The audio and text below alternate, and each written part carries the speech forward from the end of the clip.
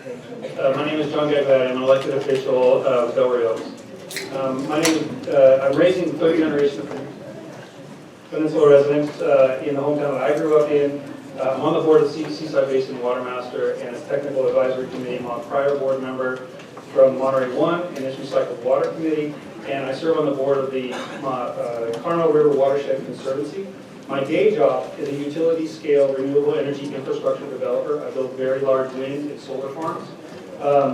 And what's been validating to watching energy over the last 2 decades has been the transition from diminishing finite resources to renewable resources. And in terms of water, the peninsula has been transitioning in that direction for the same period. We cut back the amount of groundwater that we mine. We have built in efficiencies in recycling that groundwater. And the final step to full sustainability is the production of new renewable water. That is what you are permitting today. You're allowing this community to transition to sustainable renewable water resource. Impacts? Yes. Infrastructure has impacts, but these impacts are mitigable and they offset the impacts of the Carmel River and the Seaside Basin, which are critical components to the full sustainable water solution. This project is a mitigant to the impacts to our groundwater mining. Commissioners, it's time to make tough decisions on infrastructure. And let me share with you an allegory in my professional industry that applies to the city today. The Inflation Reduction Act, the IRA, has promised more money in the form of tax incentives for decarbonization of electricity generation for the next 10 years that has ever been available. And there are more political policies in terms of decarbonization and electrification that are driving the transition to renewable energy. But the limiting agent to realizing the benefits of those political policies is the commitment by elected officials for supporting necessary infrastructure policy. Electeds, it's very easy for us to enact political policy, but we get very skittish when we're faced with opposition to build something. Try building a new transmission line in California. A Cal ISO line siting hearing looks exactly like this. Don't build, don't build, don't build. That's what you're faced with today. The state, the local jurisdictions have mandated political policy to address social equity, affordable housing, and promoting jobs for a living wage. As an elected official, I'm committed to realizing the benefits of those policies, but I need you, commissioners, to make the tough decision and support the enabling infrastructure. Right. So Liesbeth Visser, I'm a resident of Marina and I'm chair of Citizens for Just Water. And we're here to report our video that we made 2 years ago for the September 2020 hearing, which was cancelled. And since then, 2 things have changed, what you can see in the movie. And the first thing is that it states that the City of Marina has spent more than $3.5 million to fight for our water and coast. And sadly, that amount has grown to more than $8 million. And we're still counting. And the second thing is that, unfortunately, we no longer agree with the staff recommendations. Thank you. We, Marina residents, showed up with our signs and our voices on November 14, 2019, at the California Coastal Commission hearing. Madam Chair, before I begin, can I ask for a show of hands of those opposed to the item?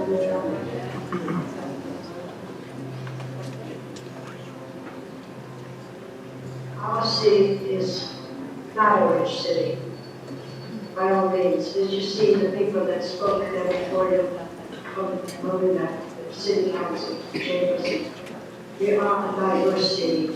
And I would really ask you to really think and listen to your staff, what they have to say about the reports.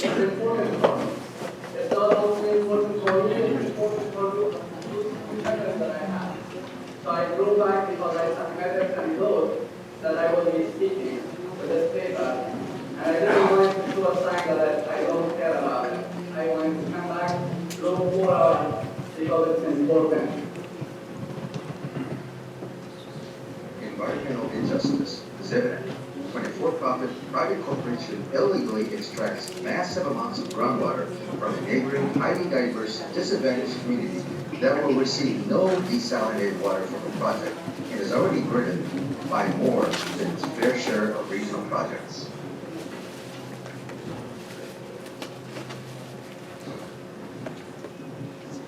Appellants project will permanently have sensitive habitat for 3 endangered and threatened species present on Marina's coastline: the Monterey spikeflower, Smith's blue butterfly, and the western snowy plover. Construction during plover breeding season is inevitable with 7 cement well pads, ongoing maintenance of infrastructure, and moving the pipes further inland due to unplanned and sea level rise, all causing permanent habitat damage. A typical well site layout from CalLand shows a cement pad is 3 times bigger than an average home in Marina. Special liners must be installed inside the outfall pipe that traverses across the beach to the ocean. This will require excavation of the pipe, blocking access to the beach by fences with heavy equipment and trucks on the beach. The Coastal Commission says no to the environmental injustice. Your staff report said approving yet another industrial development in Marina would perpetuate a discriminatory land use practice. Marina has spent over $3.5 million of our limited public funds to stop CalLand. The CPUC final EIR identified 6 other project alternatives at other locations using different methodologies. The CPUC blatantly refused to consider the most feasible recycled water project that would fulfill the peninsula needs and avoid all harms to Marina. And let's not forget that the newest priority of the state water boards is to promote and support recycled water projects. CalLand's Thank you so desalination much project is not for your public presentation, nor Billy. yet. That's it. Well, good morning, Madam Chair, members of the Commission, Secretary Crowley. So I'm here today as the General Manager of the Marina Coast Groundwater Sustainability Agency. In 2014, the Sustainable Groundwater Management Act was put into place, and Marina Coast began its operations in the Monterey Subbasin. The Subbasin has within it 2 distinct subbasins, the Marina Ord Subbasin as well as the Corral de Tierra. This encompasses roughly 48.2 square miles.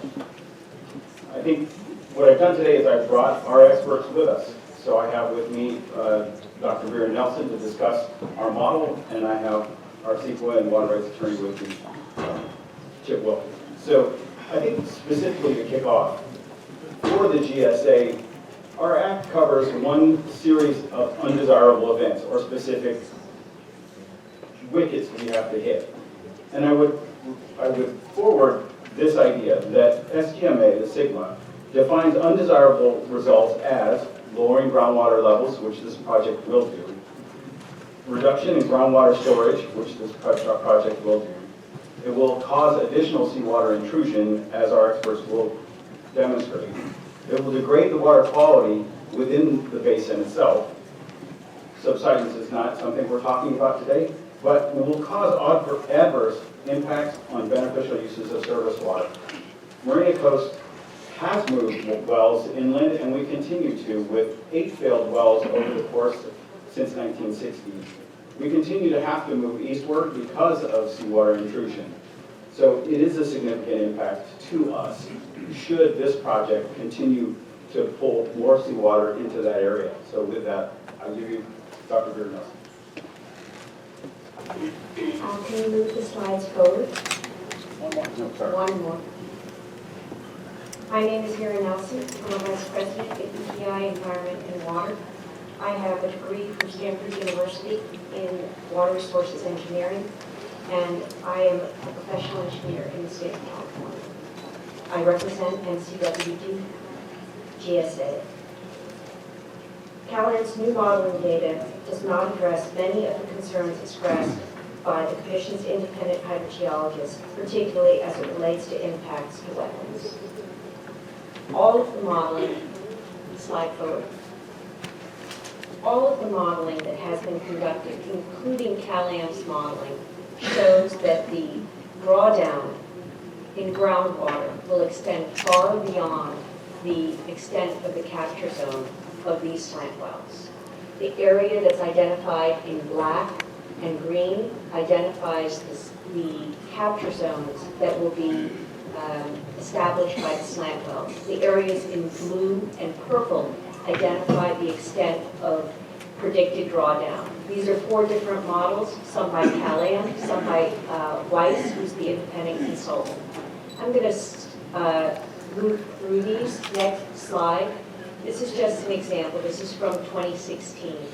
And you can see that the extent of the drawdown far exceeds the capture zone, which, as I said, is identified in green and black. This is critical because as groundwater is drawn down next to the ocean, it will allow more ocean water to flow into the basin. Next slide. Next slide. Next slide. One more. This one's hard to read. But there was one of the things that Callahan's model does is it simulates the amount of drawdown that will occur from the slant wells. But when we looked at how well the model does when it predicts drawdown, we saw that in fact during the pilot test there was more than 10 feet of drawdown observed in the adjacent wells. Callahan's model. It's time for the third speaker. Third speaker. I'm ceding my time to her. No seating. I guess everybody doesn't understand what we tried to propose. You can finish, ma'am, but for the future speakers, the idea was 3 people who are testifying. Okay? So. That was the intent. Oh. We had payments. This, as I said before, it's not a negotiation. I'm just, for the others, organizations who are going to be coming up, no seating time. I'm still trying to think about the film because that's kind of not testimony, but let's move forward. Okay? Thank you. What we saw is that the simulated results showed less than half the drawdown, which is very concerning because it means that the model underestimates the drawdown that will likely occur in the future. There are other flaws with the model which are very concerning and indicate that it's not likely to represent the future of the slant wells. Next slide. Next slide. Next slide. There's also a virtual dam that's incorporated into the model, which basically stops groundwater from the dune sand aquifer, which is the freshest aquifer, and won't allow it to move further. We represent Citizens for a Sustainable Marina, which advocates for the sustainable use of our natural resources. We advocate for the sustainable use of our natural resources and for the inclusion of all our neighbors and learning how they might also live more sustainably. We care for our watershed and the 6 dozen percolation ponds all around our town. We propagate drought-tolerant, locally native plants. We teach how to plant them in sites around the marina and beyond our flagship site at the Oak Woodland Community Garden. We hold monthly roadside cleanups along the route to the landfill and larger cleanups too. We are an inclusive organization of a very diverse community. We do not want to count slant wells on our beach or the desalination plant added to our burden of the regional landfill, composting facility, and sewage treatment plant. We do not want the disruption of trenching pipelines through our town. We are proud to host the Monterey One water recycling plant and support the expansion. It is time to say no to any Callahan facilities in our town. This is Jacob. As a service learning student at CSUMB and now a resident of Marina, California, I chose to get involved with C4SM, Citizens for Sustainable Marina. I love that C4SM continues to bring people of all ages, ethnic groups together in Marina. For Earth Day 2022, for example, one of our members, Marina Hernandez, designed and was a primary painter of a mural, which would be displayed on the slideshow, depicting an indigenous woman on a reed canoe surrounded by culturally significant plants as well as the Salinas watershed. This mural serves as a reminder that we are on native land and need to act as stewards to our communities. This means representing and ensuring the health of diverse communities like Marina.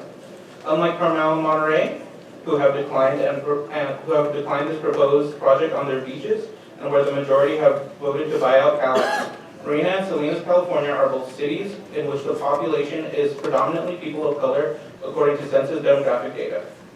The proposal to move Cal-Am desal plant into Marina is a deliberate act of environmental racism and injustice towards low-income communities of color due to the risk of saltwater intrusion to our local aquifers.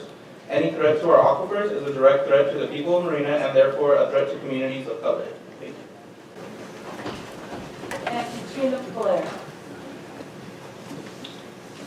Finding adequate, sustainable supplies of fresh water is important to all of us, and desalination plants might be part of that solution in the future, but not in Marina and not now. Pure Water Monterey has proven that they are a secure source of increased water supply at a much lower cost than the desal project Cal-Am is proposing. The specific location Cal-Am wants to use is a breeding ground for the significantly endangered snowy plover in an area that has been fought for by the citizens of Marina for over a decade, for public access and for recreation. There are also no concrete assurances that this project will not affect Marina's main water supply or sufficient contingencies if it does so. How much damage has our environment already sustained? How many small communities have taken on unnecessary burdens because their voices were drowned out? This is what your commission was designed to mitigate. Constructing a desal plant here and now, when it has not been proven necessary and it will cause definite harm, flies directly against the stated goals of the California Coastal Act. Though we all appreciate there is strong pressure to grant Cal-Am its requested permit, it would be a disservice to the whole purpose of your commission. I and my local community members put our faith in each of you to make our decision. Thank you. Good afternoon. My name is Joy Castroville, and I am a Filipino American. Also with me is Dustin Wright, who teaches Asian history and is a board member of ACON, and Keiko Watkins, a Japanese American. We represent Asian community of Marina, ACON, a non-profit volunteer organization composed of Asian Americans with cultural backgrounds from Korea, Japan, China, Philippines, and Vietnam. We are a significant part of Marina's overall diversity. Early in the morning, Vietnamese fishermen can be seen fishing from our shoreline. The clock started.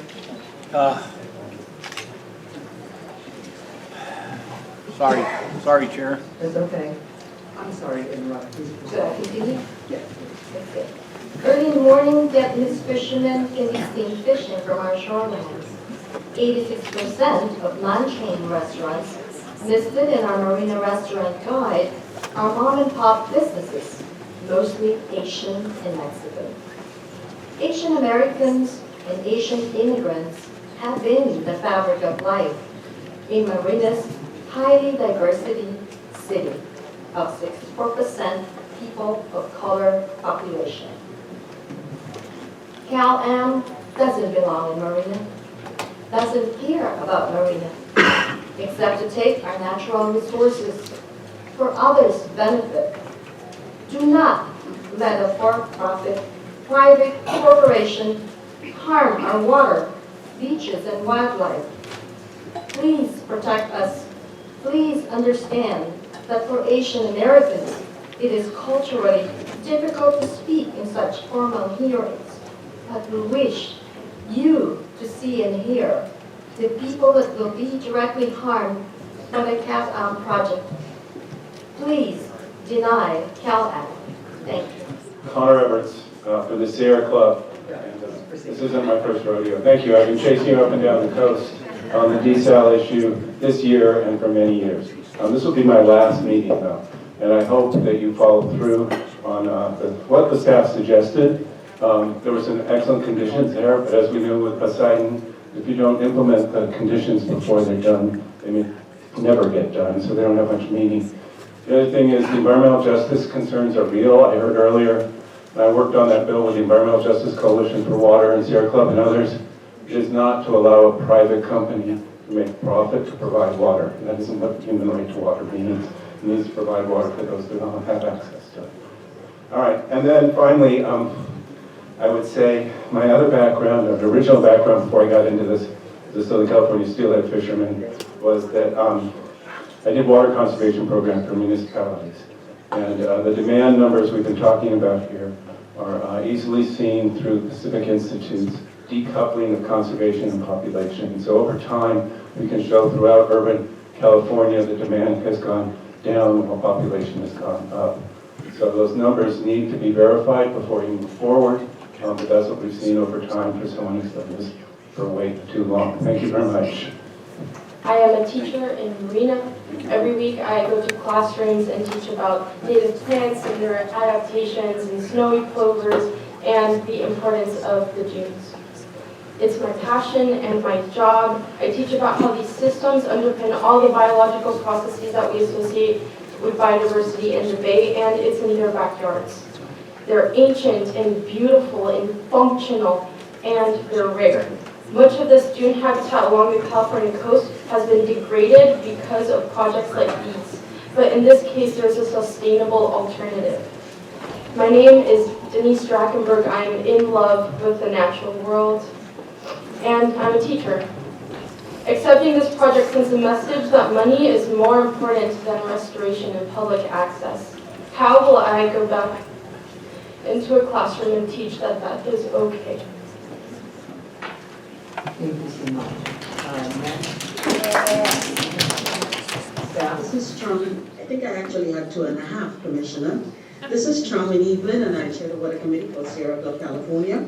And I'm here today to ask you to oppose the staff recommendation. I refer you to your own decision of July 13, 2017, the CEMEX agreement, which includes a deed restriction that limits the use of the property to conservation-related purposes. How can you justify the use of this property for private gain in a city which is 6% people of color? This is the epitome of environmental and social injustice, and this body is creating a space for this to occur on their watch. This issue should not be decided by the governor putting pressure on the Coastal Commission. The State Water Board already has said they have a cease and desist order because of the harm that Calam is causing the Carmel River, so I will not go over that. But what I will say is that Calam is trying to paint this project as a seawater based when it is in fact groundwater and effluent based. The angled wells by the proponent are designed to siphon off fresh water off the top of the more condensed saline water, which opens up the aquifer to more salt water intrusion, thereby destroying the water source. If needed, a future plant would be better served further inland, placing all wells along the county road, the westerly side of SR1 at above 20 to 25 feet in elevation and over 3,000 feet east landward of the proposed site, which would avoid damage and groundwater impacts. They would still have a problem of GHG impacts and the problem of storage of the produced water when water consumption is less. There are also access roads on the east side of SR1, which could also be used. The residents of Monterey County continue to be the most efficient water users in the state at 57 gallons per person per day, and it is obvious that they know how to manage their water. This project fails at every level and is inconsistent with CCC's environmental justice policy. Please reject the staff recommendation. Thank you. Yes, hello, my name is David Kong. I'm an ACOM member. I'm a Chinese American, and I would like you to stop the petition, the Calam petition for the water plant. Hello, my name is Wang He. I'm the Korean American. I'm the ACOM member. And please deny the Calam project in the Marina. Hello, my name is Jiwa Zhou. I'm Chinese American. I'm also a member of the ACOM. Please deny this Calam project. Thank you. My name is Young-Soo Oh. I am Korean American and also member of ACOM. And please deny the Calam project. Well, my name is Chrissy Lau. I am a member of the Asian Communities of Marina, ACOM. Please deny this harmful CalM project that is proposed in Marina? Okay, I'm Richard. I've been living in Marina for 13 years. I'm Chinese American. Hi, I'm May. I'm a Filipino American and I live in Marina. Please deny the CalM desalination project. Thank you. My name is Dustin Wright and I live in Marina. Please deny the CalM desalination project. My name is Keiko. I'm a Japanese American. I live in Marina 26 years and I object desalination project. Thank you. Hi, I'm George Powell, and I've lived in Marina for about 22 years. And please oppose and deny CalM's diesel project. Hello, my name is Mary Ventura, and I was born in Fort Ord, California in 1957. And I am a Filipino American, and I've lived in Marina for 42 years. I oppose this CalM desalination project. Thank you. John and Tina are on desk. They're waiting. There's some technical issues right now, and we can't hear them. Some problem with the audio. But anyway, John and Tina are on desk. I've been living in Marina for 53 years, and so I would say the same thing. They care for the city so much. And they're both Filipino American, and they both propose the CalM desalination project.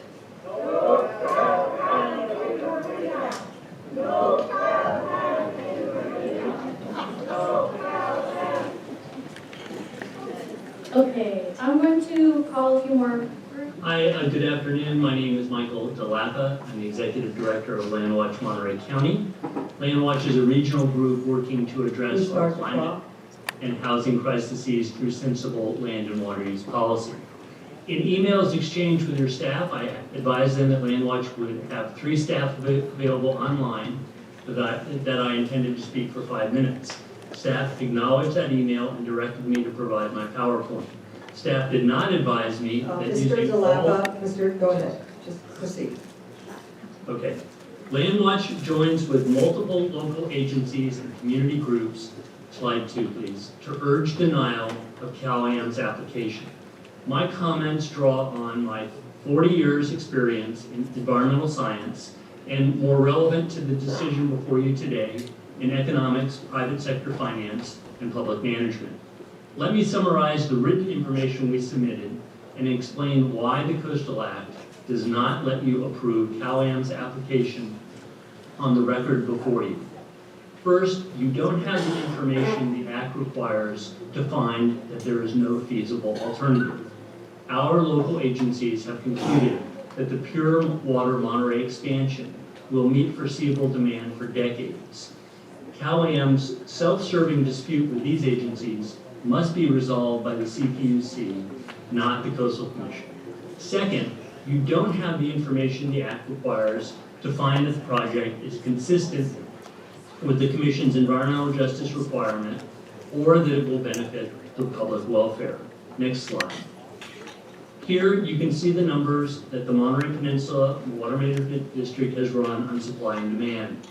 Their data incorporate AMBAG's regional growth forecast, historic use patterns, and proven water supplies. The graph shows that pure water Monterey will provide adequate water for decades. Next slide. As you can see here, the Marina Coast Water District also concluded that there will be sufficient water until 2050.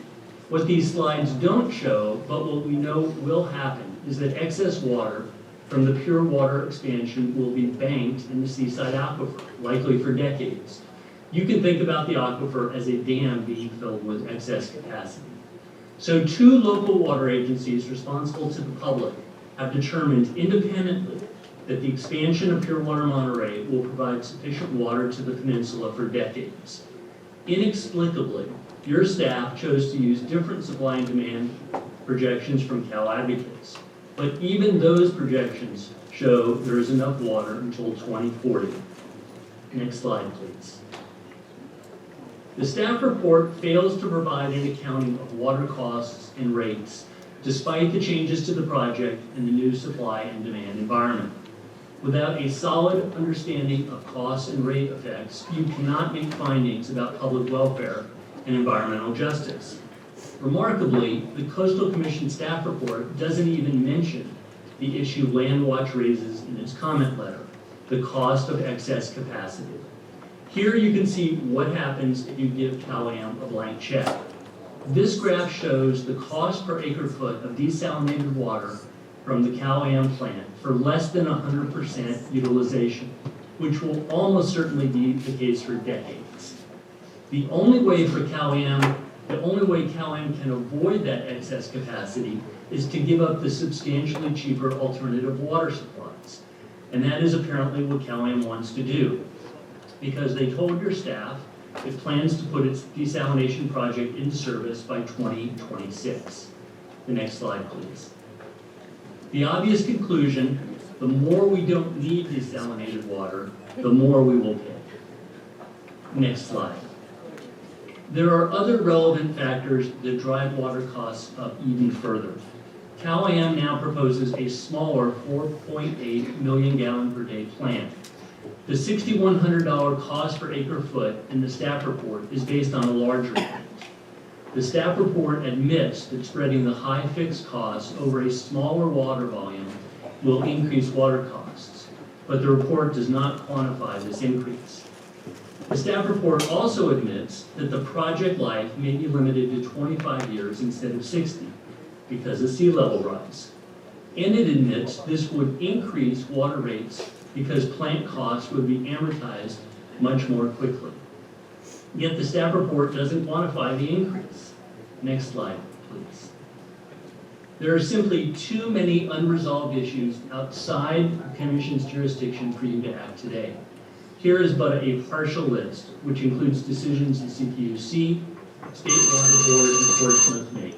The Commission cannot paper over the missing Mr. Jalapa. Mr. Hello, Mahdi? my name is Sophia Bennett, and I'm a welcome student at Marina High School. I represent a group of scholars at Marina High standing against the Cal-Am desalination. We did not want this project to be found out about it 2 years ago, and we still do not want it today. This project will disrupt the ecosystem, the species, the community, and Marina's access to the sea. We take pride in our beach and ecosystems, and we in our community. This desalination project will be taking desalinated water and it will be sent to the south to other communities, many in which that are wealthy than us. Cal-Am is not only taking ocean water, but also the water that contributes to Marina's water supply, from our utility and zoning to the community. So now I'll pass it to one of my friends. Okay. I'm Anton Huffenberger, and while I have not lived in this community my entire life, I only very recently found out about this actually, and I went to a presentation by the people against this in Marina, and they very much persuaded me because the impact on our community would be massive, and not only would it harm multiple countless endangered species, it would also be quite the iceberg, and would already add to the to a lot of the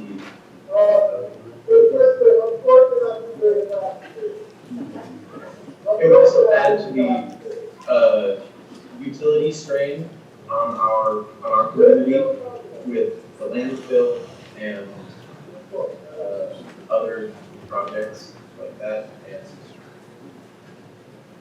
it would also affect, as everybody else has been saying, the beaches. And I love the beach. That's why I'm going to go with it. And I would hate to see that taken away from the people of this community that have lived here their entire lives.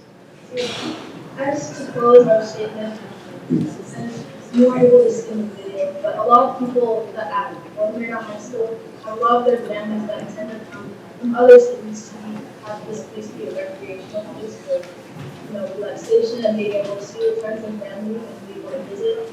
So having this project here would not only our air and our communities, the animals that live here, but also the people that appreciate this community and grow. My name is Mark Watson. I'm the chair of the Monterey County Hospitality Association, and I'm speaking to you today to express our support for the Monterey Peninsula Water Supply Project. Our organization represents hospitality, which is the #2 industry in the county.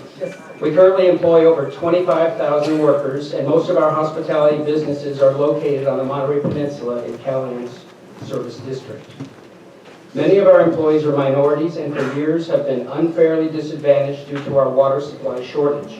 For decades, our community has not had the ability to build new affordable housing since there is no water available to build.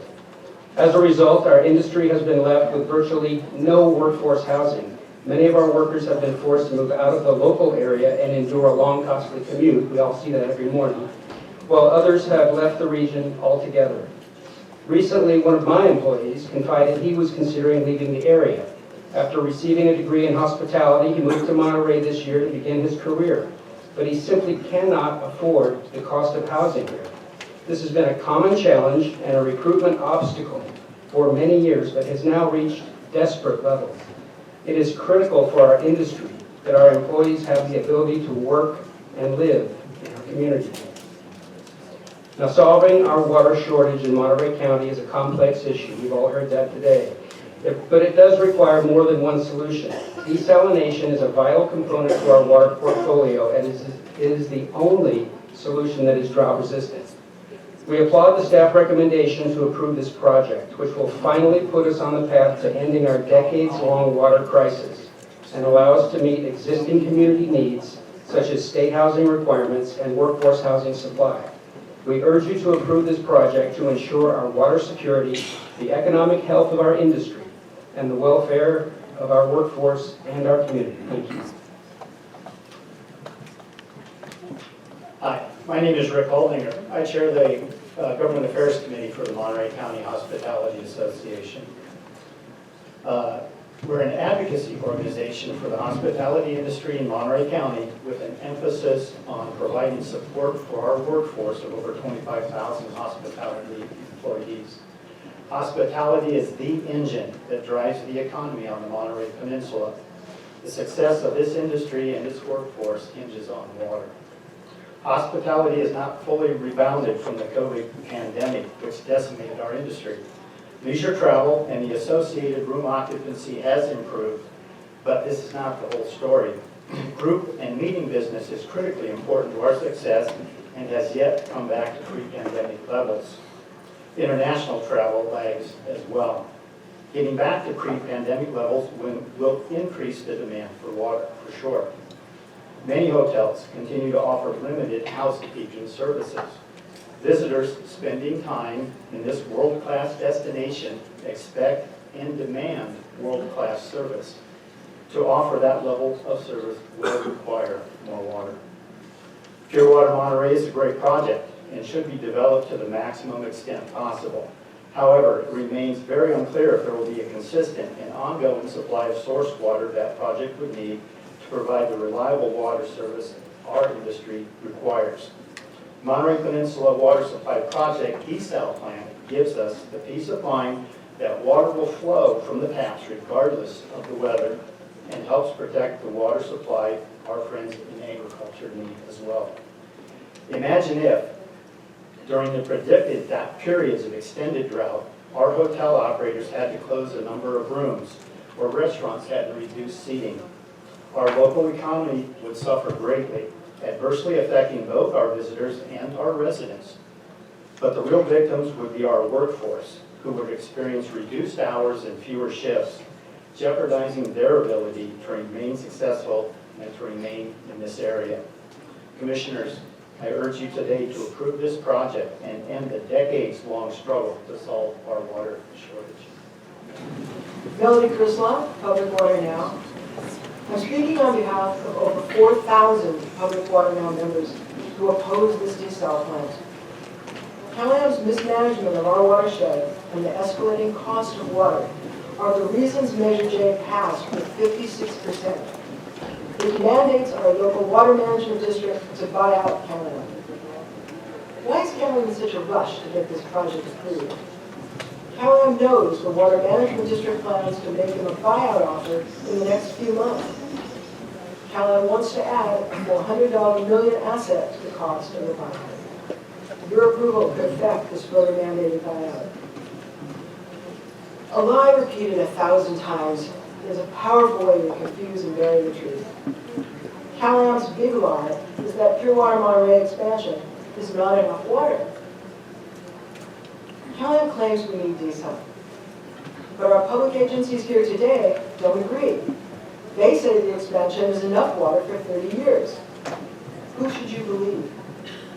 3 highly competent public agencies who together have solved our water supply needs with Pure Water Monterey, or Callahan? Callahan has blocked and delayed the expansion for over 2 years now, putting our community in a dangerous place to satisfy its greed. Even now, Callahan is holding up construction of the expansion, arguing at the CPUC for more money before it will sign a water purchase agreement.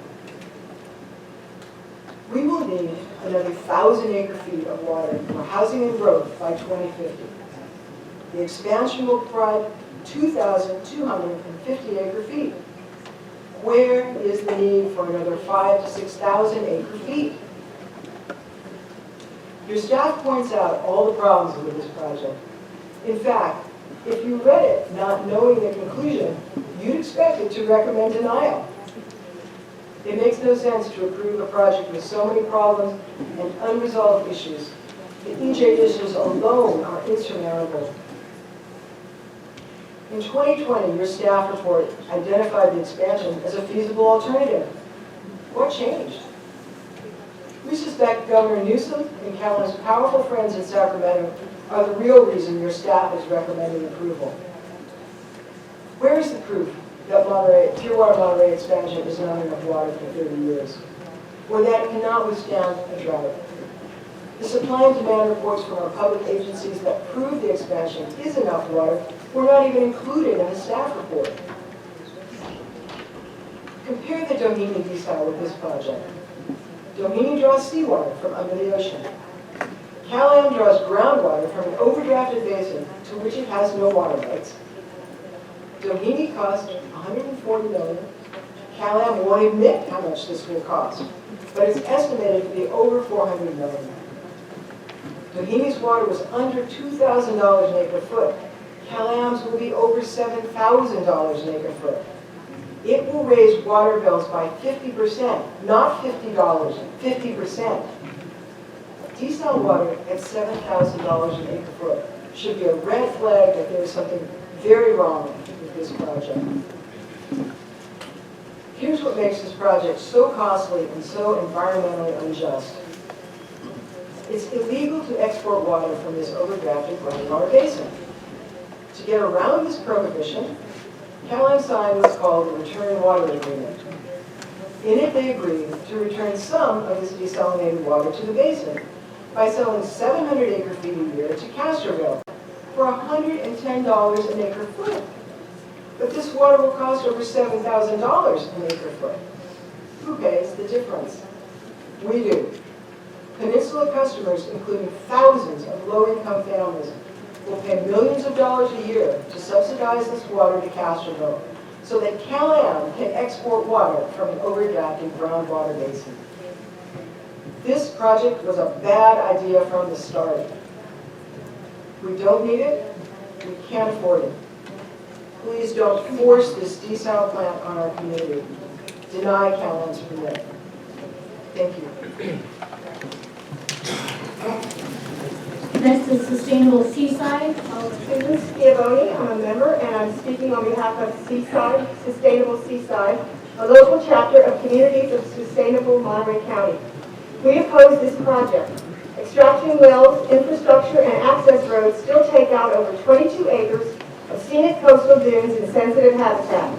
Despite a phased approach, construction, operations, and maintenance would still be environmentally damaging, fracturing the coastal environment and impacting snowy plover breeding ground. Taking out 9 acres of development doesn't address the serious effects overall. A 4.8 MGD facility could be significantly more costly due to less capacity utilization and if expanded, more environmentally damaging. The project still impedes restoration efforts on the CEMEX site. Underserved residents would still lose much benefits promised under the terms of the 2017 agreement. Placement of intake wells above Marina's aquifers, even slightly offshore, could disrupt natural replenishment, putting Marina's groundwater supply at risk. This commission's hydrogeologic review shows groundwater elevations decreasing up to 4 feet beneath some wetlands and vernal ponds. This could cause an adverse effect to acres of important habitat. Special Condition 13, requiring CalAm to conduct extensive monitoring and reporting to detect potential effects before they occur, is insufficient. This is inconsistent with LCP or Coastal Act policies. The inconsistencies cannot be addressed by mitigation or alternatives. The Commission should deny. Environmental injustices are severe. While Marina is forced to have the plant, Seaside will bear an unreasonable financial cost. 18,000 residents live within 200% of the poverty level in CalAm's district, most in Seaside. Will all of them get a discount? Most Seaside residents are low income by state HCD criteria, but will not qualify for assistance under CalAm's requirements.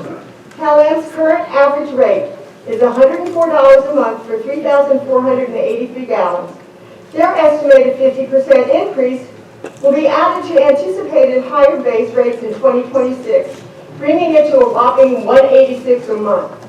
But the CPUC Public Advocate's Office states common uses is actually 5,500 gallons a month at $150, and they estimate 65 to 70% increase on those same base rates. This would be close to $300 a month for water. These rates are outrageous. These rates will hurt people and will force many residents to move from the coast or endure a diminishing quality of life. CalAm presents no hard data on the cost burden they impose. CalAm ratepayers are expected to pay $7,000 an acre foot for water. The return water agreement provides Castroville water at 110 acres a foot and ensures them a monthly average bill of $42.50. Essentially, low-income peninsula ratepayers will subsidize water for another low-income community. This bridge is our back. The alternative project was not addressed. Staff asserts it seems likely an additional water supply beyond Pure Water Monterey will be needed at some point in the next 20 years, based on CalAm and Cal advocates. Yet CalAm wells would only operate 20 to 25 years before needing to be moved due to decreased water yield.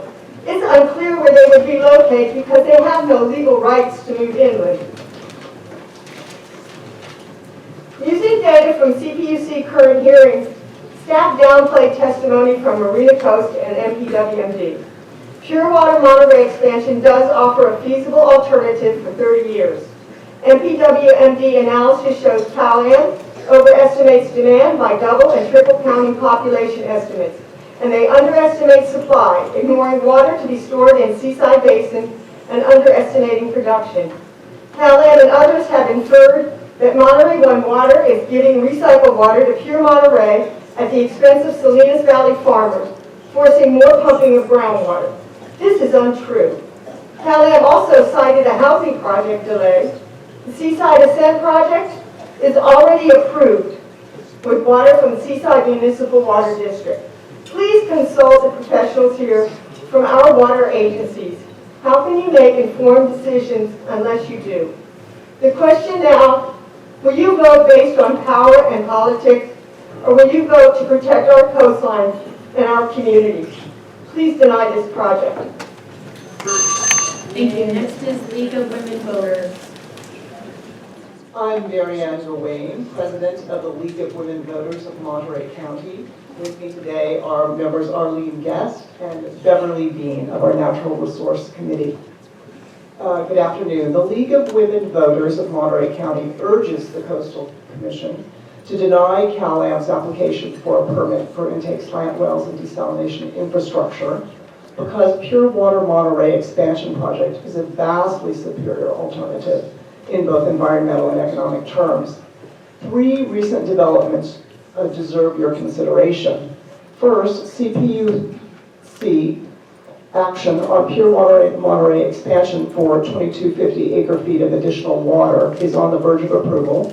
The proposed decision, announced in late September, recommends approval of the water purchase agreement for CalAm to place costs into rates. The only objections have been from CalAm, which is arguing for more costs to be approved.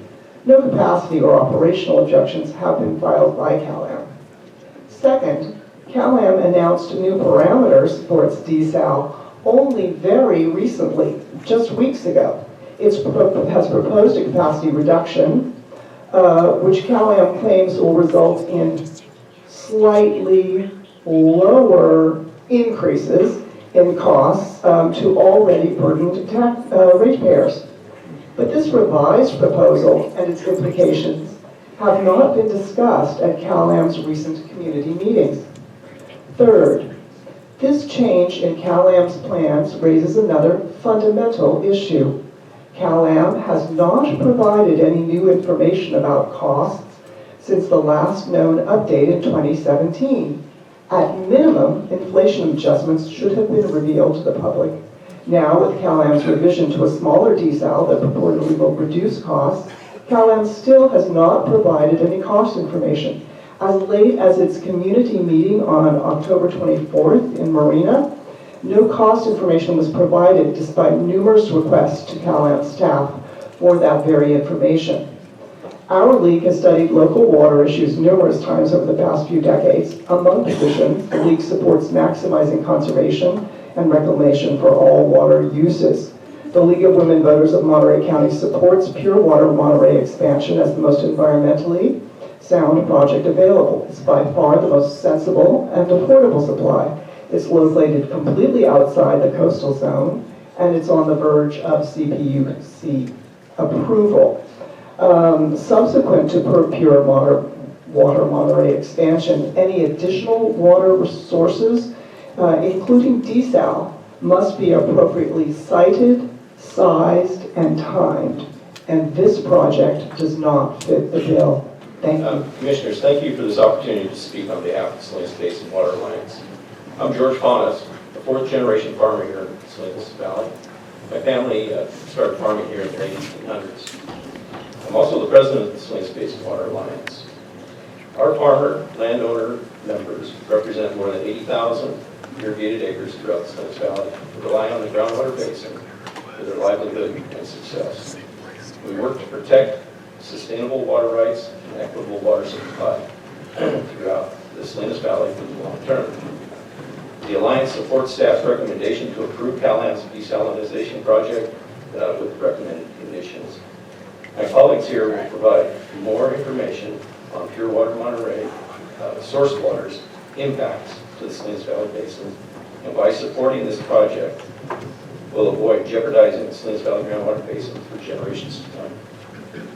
Thank you for this opportunity to speak to you today. My name is Doug Scattini. I am a fourth-generation farmer, and my family has been farming in the Salinas Valley and within the Castroville Seawater Intrusion Project area for more than 100 years. Personally, I am the chair of the Water Quality and Operations Committee, which is the oversight committee for CECEP. I am also a member of the Reservoir Operations Committee. I began my farming career in the mid-1990s, just before construction of CECEP pipeline began, and was among the first users of the CECEP irrigation system. I've seen the evolution of farming in the CECEP area, and I'm very concerned of where we are today with our decreasing source waters. Years before the Sustainable Groundwater Management Act was even thought of, my father, along with a group of like-minded farmers, began working on solutions combating seawater intrusion, which in part is what is known today as CECEP. By focusing their efforts on seawater intrusion, they knew that they could protect farmland as well as protect the water supply of the disadvantaged communities of Castroville and Salinas, and that it would also reduce municipal wastewaters being discharged into the ocean.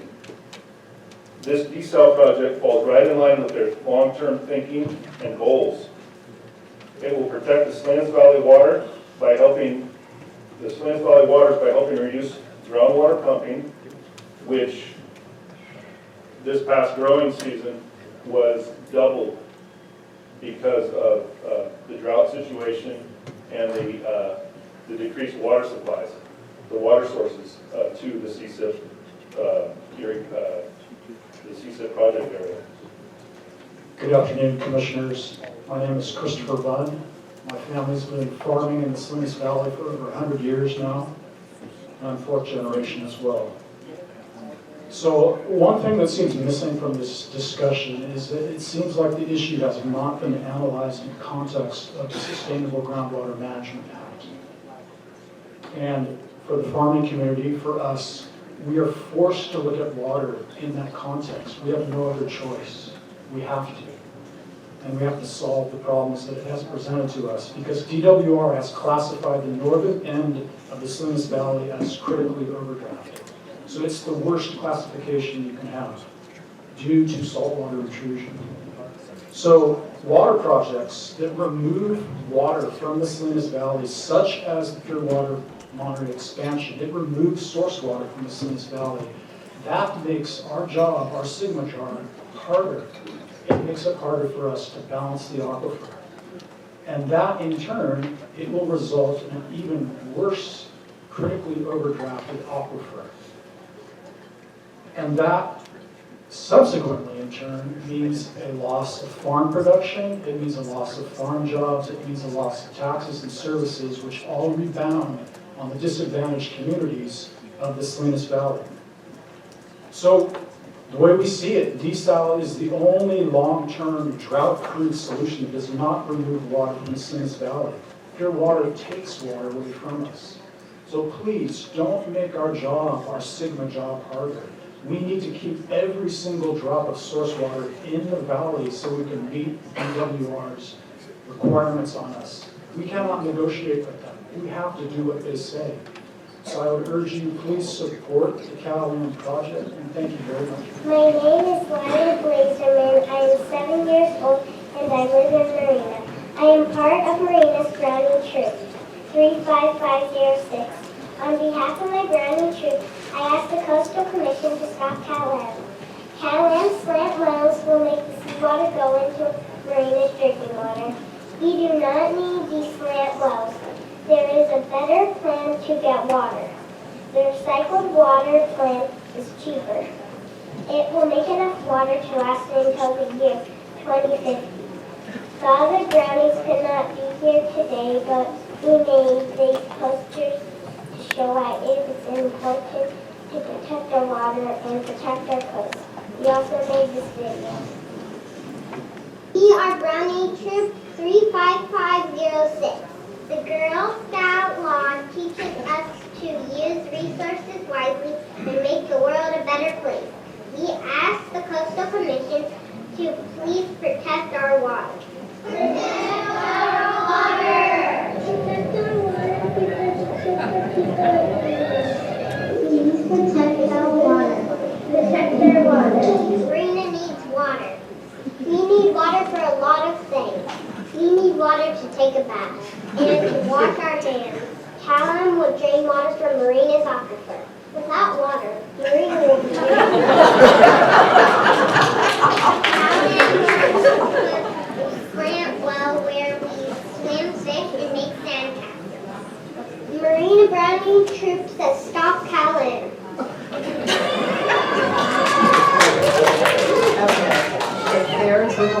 If there's an award for cutest. My name is Yuri Anderson. I'm co-leader of Marina Brownie Troop 35506. Our girls are second and third graders. They attend every public school in Marina. The Girl Scout mission is to build girls with courage, confidence, and character to make the world a better place. Lila brought this issue to our Brownie Troop. They discussed it. They made the decision to bring this presentation to you today. I hope you'll listen to our girls.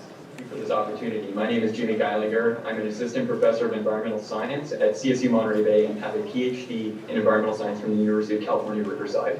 I'm also a resident of Marina. I currently lead a discussion with graduate students on environmental policy and management here at CSUMB, and I have a few students here with me joining today to urge the Commission to deny the coastal development permits for the Desal project. In this course, we study many environmental issues with a particular focus on environmental justice and racism. As a part of the Water Resources Unit, we identified the proposed Desal operations as a real-time case of environmental injustice for the residents of Marina, a racially and ethnically diverse community with a history of environmental injustices. Marina would be burdened by project infrastructure with zero benefit of treated water, and these injustices also manifest on the peninsula, as shown by this table here, with uncertain and exorbitant costs of water production, possibly in excess of $7,000 per acre feet, disproportionately impacting financially vulnerable Cal-Am ratepayers, where a more cost-effective alternative exists with the Monterey 1 expansion. I will now pass it on to grad student Liz Smith. Next slide, please. Hello, my name is Liz Smith. I'm a local student working towards a master's degree in applied environmental science at CSUMB. I have a background in both cultural anthropology and sustainable agriculture technology. This affords me a unique perspective on the social, environmental, and technological issues with the proposed Cal-Am desal plant. After reviewing literature on the case, I can say it is an extremely clear-cut case of environmental injustice and environmental racism against the people of Marina. The proposed desal plant is fundamentally flawed. Their rights to marina groundwater are not supported by California law. Their proposed location would put yet another industrial environmental burden on this community, which will see none of the supposed benefits. And Cal-Am proposes to threaten the unique and fragile ESHA this community stewards. The public across Monterey County, both on the peninsula and in Marina, support the more sustainable and affordable water options, such as Monterey 1 water recycling. Regardless of what the commission chooses, this case will go down in history and set a precedent for future environmental justice cases. The question I pose to the commission today is how they want to be remembered, how they want future students to learn about them and their actions, how they want community members to describe these events to their children. The commission has a rare opportunity to protect not only the ESHA and water rights of Marina, but to set a precedent which could protect communities across the state into the future. You have a chance to stand against environmental injustice, to stand beside the community and environment you claim to support, and to be on the right side of history. I will now pass it to my fellow grad student and Marina resident, Kimberly Jasowski. Next slide, please. My name is Kimberly Jasowski, and I am a resident of Marina. I have a bachelor's degree in marine biology, and I am an environmental master's student at CSU Monterey Bay. The Cal-Am Marina desalination project cannot and should not be granted. If the commission grants this project, you will be making a statement that you support environmental injustice and environmental racism. The project in question today, in the words of your own staff report, quote, raises the most significant environmental justice issues the commission has had to address since the adoption of the commission's environmental justice policy. In other words, by your own admission, you are aware of the severe environmental injustice this project would be to the city of Marina, a city where 1/3 of the residents are low income, with over 11.5% living in poverty, and over 66% of whom are people of color. My community is already burdened with landfills, dumps, and projects no one wants. We do not deserve to be burdened once again by a desalination project that only causes us harm, while we receive none of the benefits. This project will also damage our coastline, directly harming already endangered species. Your mission states that you are committed to protecting California's coast for present and future generations through careful regulation and environmentally sustainable development. My question to you, the commissioners, is this. Will you uphold your mission, or will you go down in history as perpetrators of environmental injustice by approving a project no one wants? A project that harms the environment and lives of a diverse, low-income community, and a project that favors a for-profit corporation that already has a cease and desist order for stealing water from California. My entire cohort and I implore you, fulfill your mission and stop this project. Thank you. So I'm the chairperson of the Preston and Abrams Park Tenants Association. Preston and Abrams is former military housing that was civilian repurposed after the former corridor closed.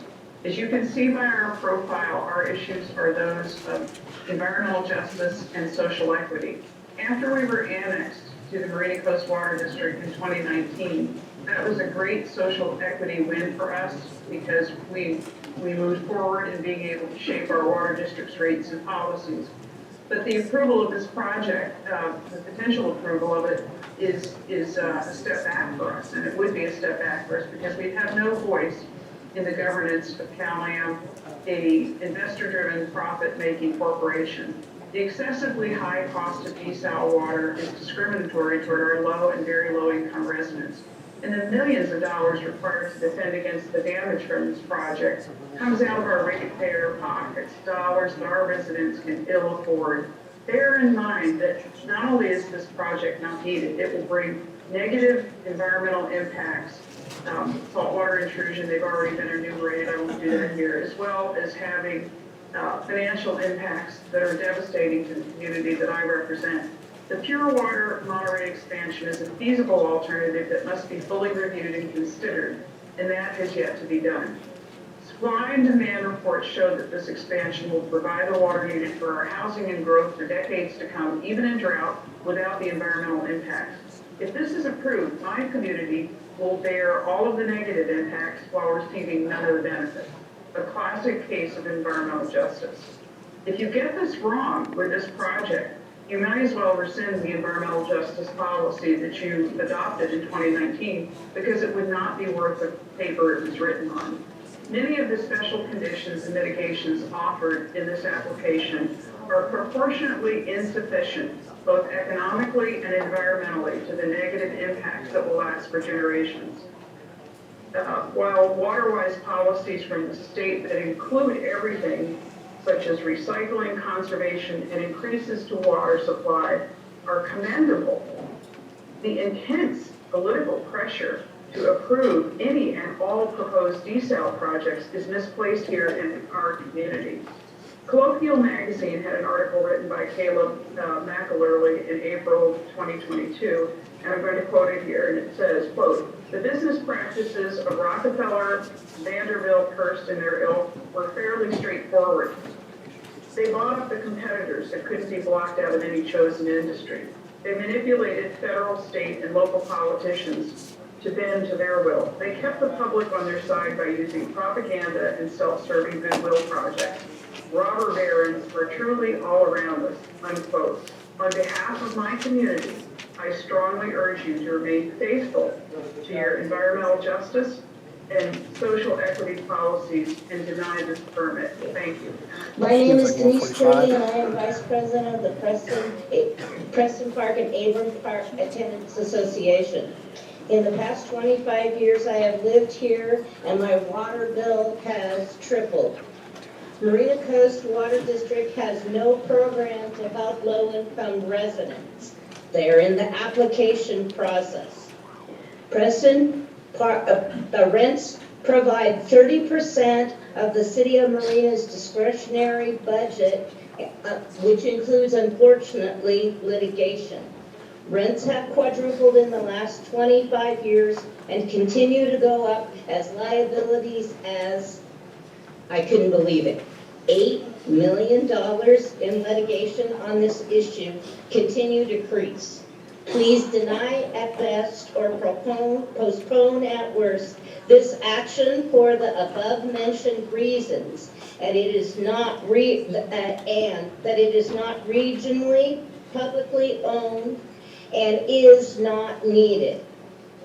Would we want this one to be the test of your environmental policy? My questions? My name is Abby Bean, and I'm the Executive Director of the Carmel River Watershed Conservancy, which was established as a nonprofit in 2000 to address the unhealthy condition of the Carmel River and its watershed.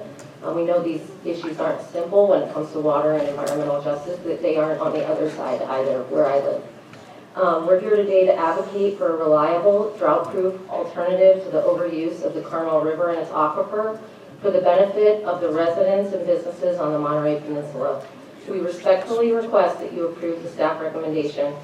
The only truly reliable, drought-proof alternative water source, and the furthest along, has been the efforts of CalAm to develop a three-pronged solution that includes aquifer storage and recovery, groundwater replenishment, and a desal plant. Additionally, ASR has been meeting only a portion of expected supply, and climate change is expected to create even more severe impacts to the Carmel River and the water supply in the foreseeable future.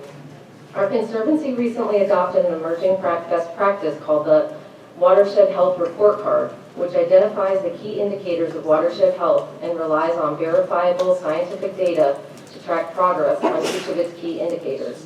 The key indicator of water quantity and flows in the river and tributaries have been lagging behind the progress made on most of the other key indicators. For the past several decades, since the cease and desist order in 1995, the water quantity in our watershed has been woefully inadequate to create healthy conditions for our threatened species residing in the watershed. The Carmel River watershed has already been impacted and has been impacted for a very long time. Additionally, the overpumping of the Carmel River impacts disadvantaged communities in their wells deep in the Carmel Valley, like Kashawa and Jamesburg. The inadequate water supply creates far fewer options for building new or affordable housing. Finally, the current Desal plant permit approval does require environmental, groundwater, and financial protections for the peninsula to the maximum extent. We are facing drastic cutbacks and depleted resources for many years to come if we don't procure a climate resilient solution very soon. And like many here, I also have very young children that go to Tularcitos Elementary School in Carmel Valley, and I'm fighting to protect the Carmel River watershed resources for them, for their future. Thank you. Lauren Latondra here. I'm president of the Carmel River Watershed Conservancy, which has as mission to restore the health and beauty of the Carmel River and its watershed, including the threatened species that reside therein.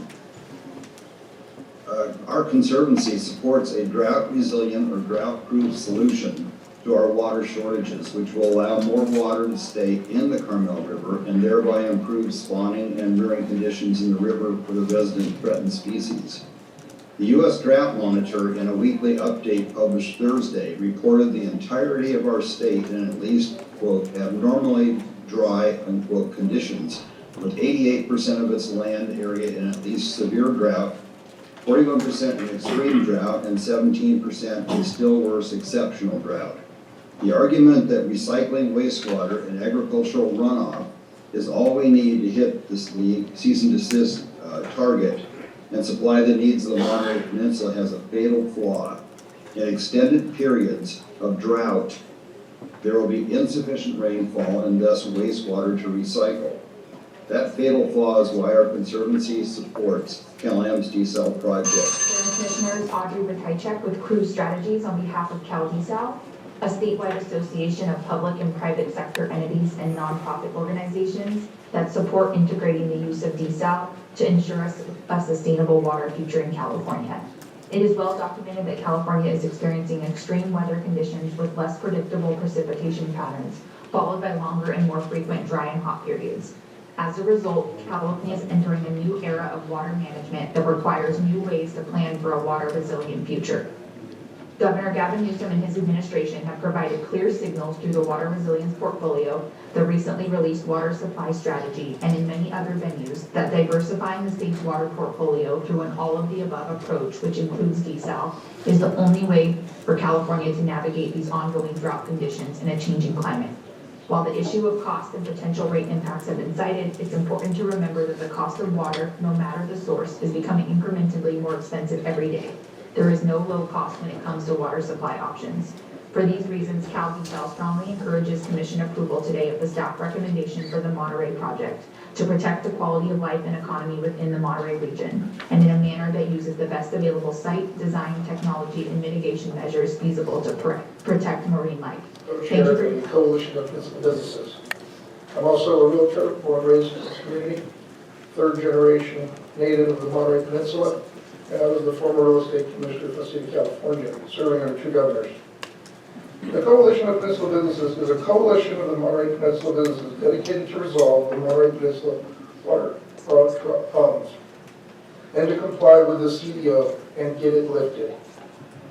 We've been working on this particular project since 2012, but as you know, the CDO dates back to 1995.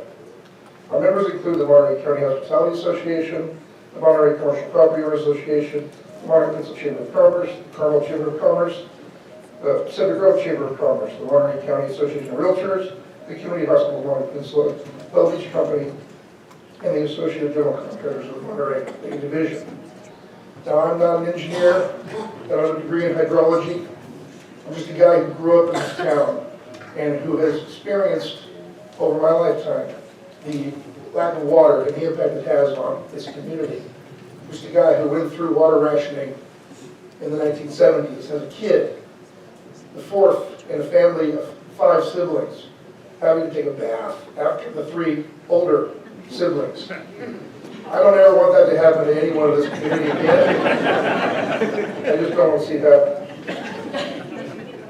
I want to thank the Coastal Commission staff for their diligence, their analysis, and their preparation of the staff report, and their determination that the time is now for this project to be approved.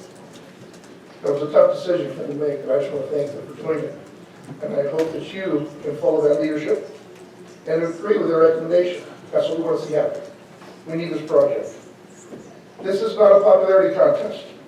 This is a critical decision regarding a vital public health and safety resource in a drought-plagued community, in a drought-plagued state. There are serious doubts regarding the legality and adequacy of water sources being offered for substitutes for this desal. Now, Pure Water is a good program. Pure Water Expansion is a great program. It's just not going to be enough water for the long-term solution. We always talked about a 3-legged stool: ASR injection, recycling water, and desal. That's what brought the community together in 2012 to create and support this project. Anyone who thinks this project just came up recently doesn't follow it. We've been working on projects in our community for decades. This one alone has got 10 years in the bag to start. Our community has lived in water poverty for as long as I can remember. My initial involvement as a political active person was in the 1990s. We've had problems and we've turned down projects that would solve this problem and would have saved the river years ago. Please don't let us do that again. We need your approval today to support. We fiercely support and encourage you to adopt the staff recommendation. The state has asked for environmentally sensitive slant wells. This project, along with the Bahini project, can lead the way for other projects that will undoubtedly be necessary for California's future. Please help us solve our own problem. Thank you very much. My name is Paul Bruno, and I'm the chair of the Seaside Groundwater Basin and Water Master. Since 2006, we've been tasked by the Corps to protect the basin.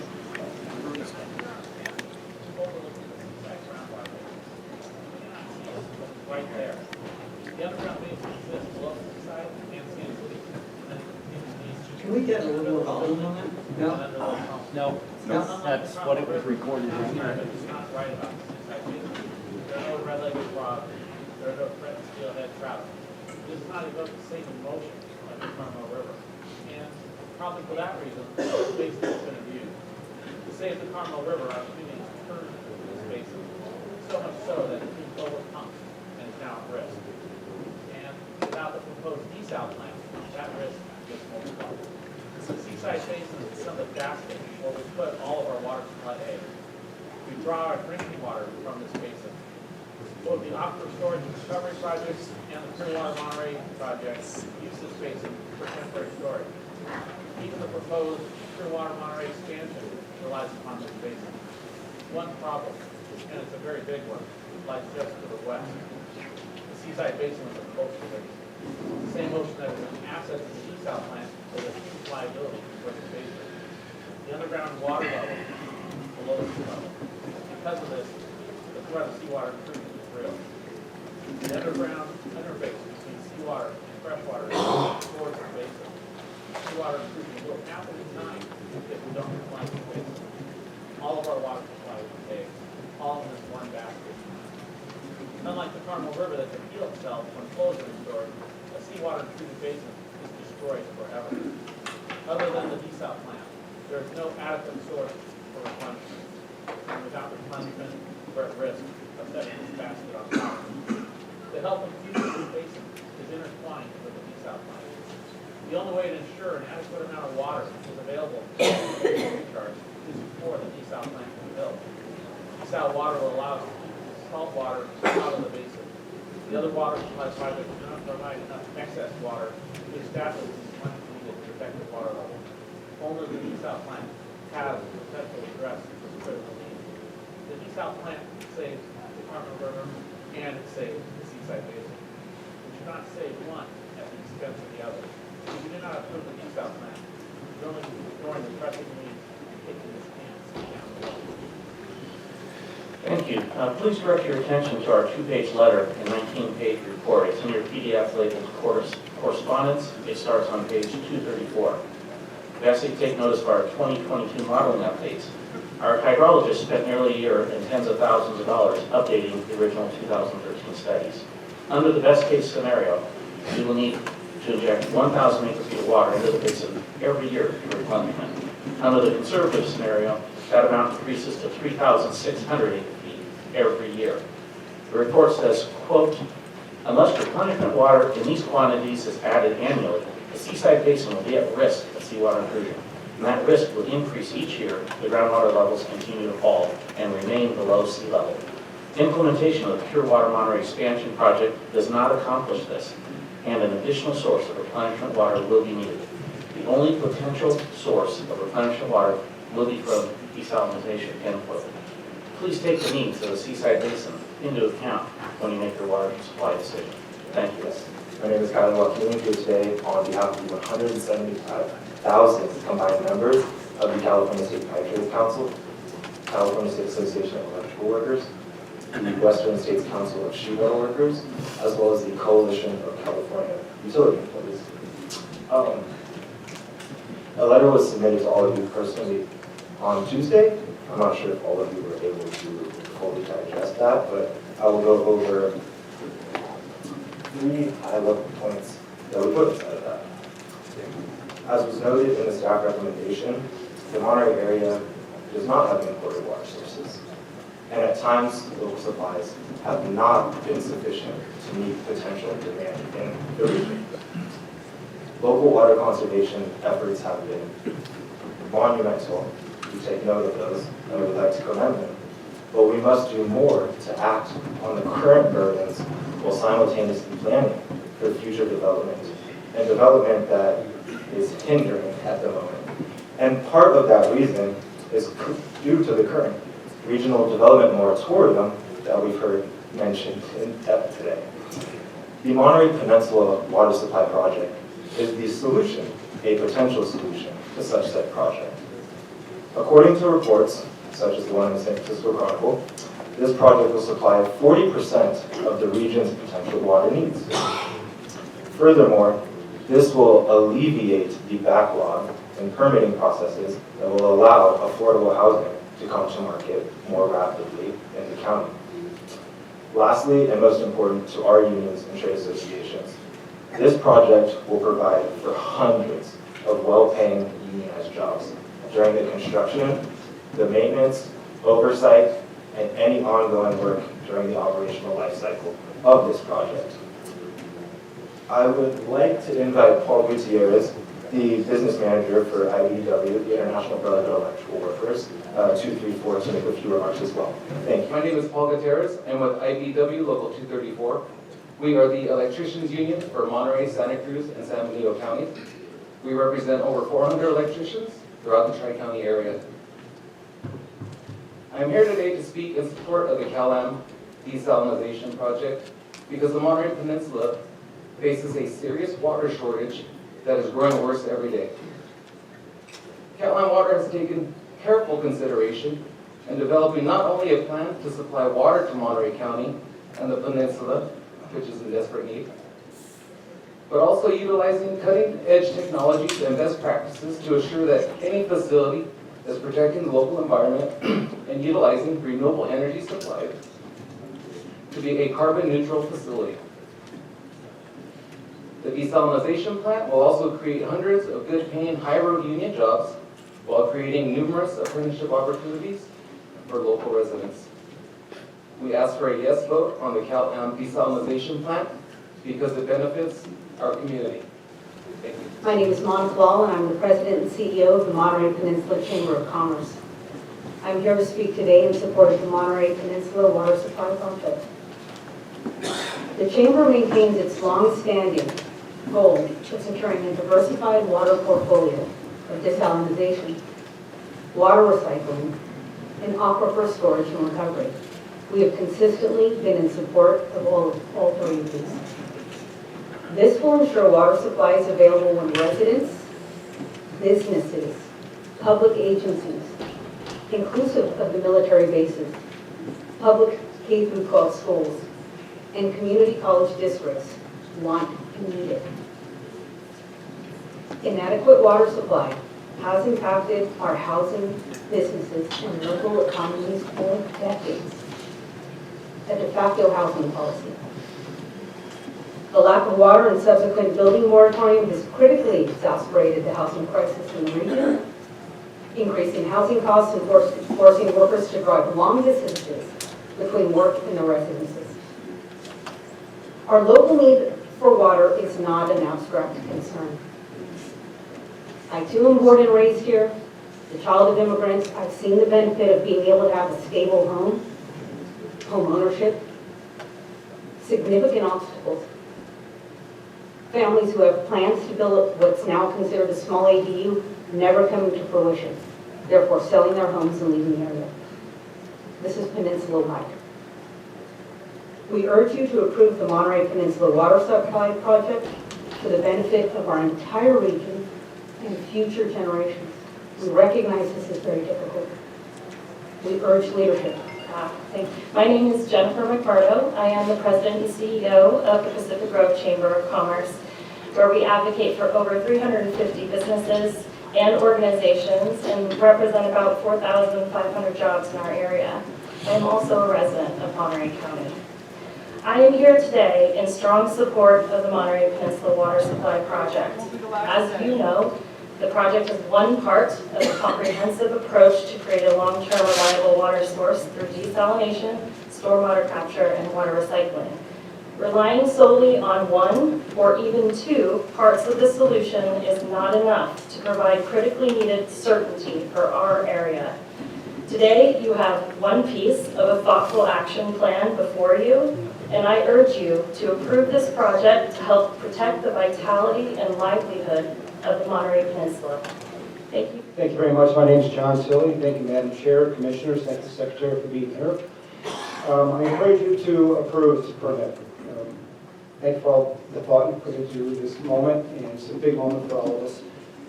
Again, I encourage you to approve this permit. The reasons are that it ensures the Castroville River will not be overtaxed. It allows for the seaside basin to be recharged, and I think that was really one of the more important parts of the staff recommendation that I most appreciate. The sanctity of that seaside basin has been pointed out in this conversation today, and it's just a critical piece that I believe the staff recommendation appropriately commented upon and pointed us in the right direction for recharge. Another fact that the approval helps us get to is shown by your staff that's not an impact upon the marina groundwater basin. Much disputed, but proven by your staff it's not the case. This also allows the KLM water community to begin to address our housing need, therefore reducing the amount of traffic that comes in and off of the peninsula every day in a more environmental standard. I know a lot of people on the peninsula that have two jobs to pay their rent. I don't know many people that have two jobs to pay their water bill. I personally would love to see the water situation resolved. I would personally love to commit myself to the housing needs in this community, especially for the homeless people that live in our community but are not sheltered, and also for affordable housing. This is a rich, diverse community, and frankly, many people on the peninsula that are not being served with housing deserve the chance to have homes, and that will be allowed through lifting the CDO, lifting the moratorium, and finally having a water solution in place so we can help those who need help. Thank you very much. Good afternoon. My name is John McPherson. I'm the Executive Director of Sustainable Ag and Energy here in Monterey County. We are an advocacy group for our members who are stakeholders in the county. And I'd like to first thank the staff for a very thorough review in a very difficult situation. And I think it's one important thing to point out is the question has been asked, what is different now than from the last time this was considered? And I just want to briefly take from the staff report One of the most significant changes is the increased pressure from the historic drought for new sources of water in a region already struggling with long-standing critical water shortages. The 3-year period ending in August 2022 was the driest in all of California history.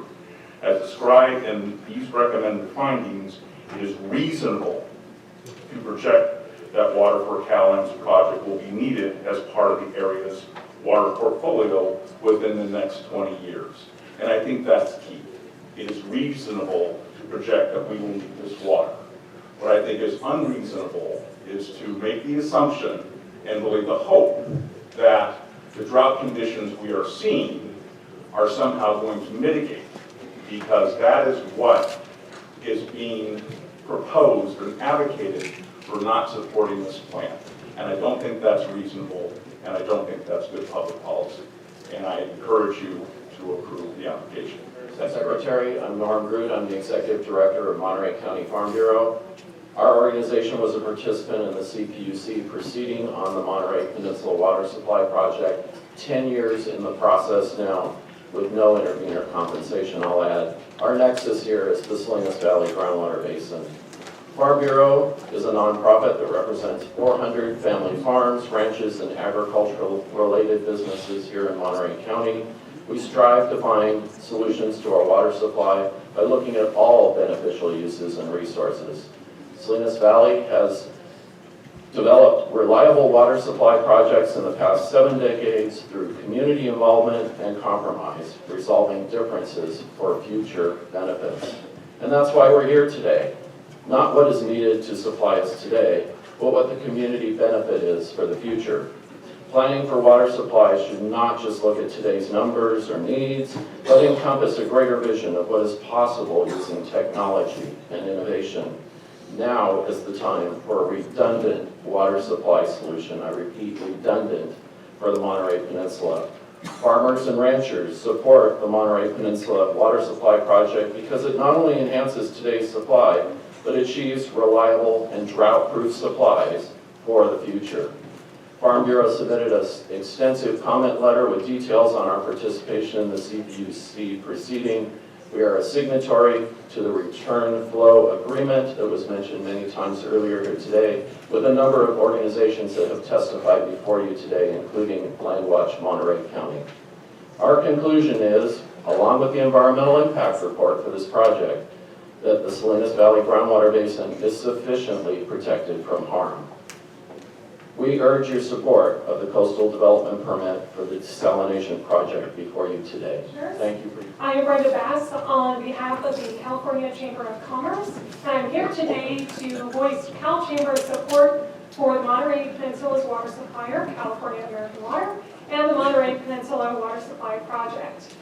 Cal Chamber represents a wide variety of local businesses across the region and the state, and who all rely on a sustainable water supply to help build opportunity, innovation, and economic impact across the region and the state. California has suffered for years under an extended drought.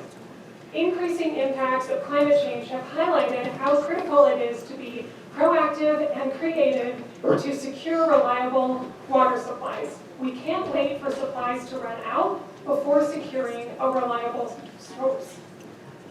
The governor's water supply strategy includes desalination as an important tool to build more resilient water supply systems in our state, and we have both the infrastructure and opportunity to utilize this resource here in the Monterey Peninsula. At Cal Chamber, we agree that desalination is a critical piece in increasing the state's water supply and that this region needs desalination. Building moratoriums and water rationing are stunting local businesses that invest in their communities and create thousands of local jobs. The status quo is not sustainable for anyone. The Monterey Peninsula Water Supply Project is a clear commitment to expanding current water affordability programs to ensure that low-income communities and families can afford water service so that people can afford to live here and visit local businesses.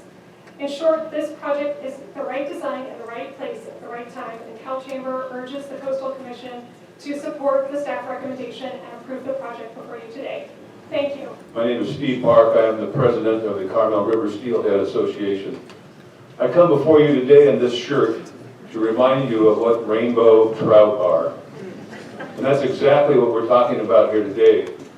This whole action was started because of rainbow sea run trout, also known as steelhead.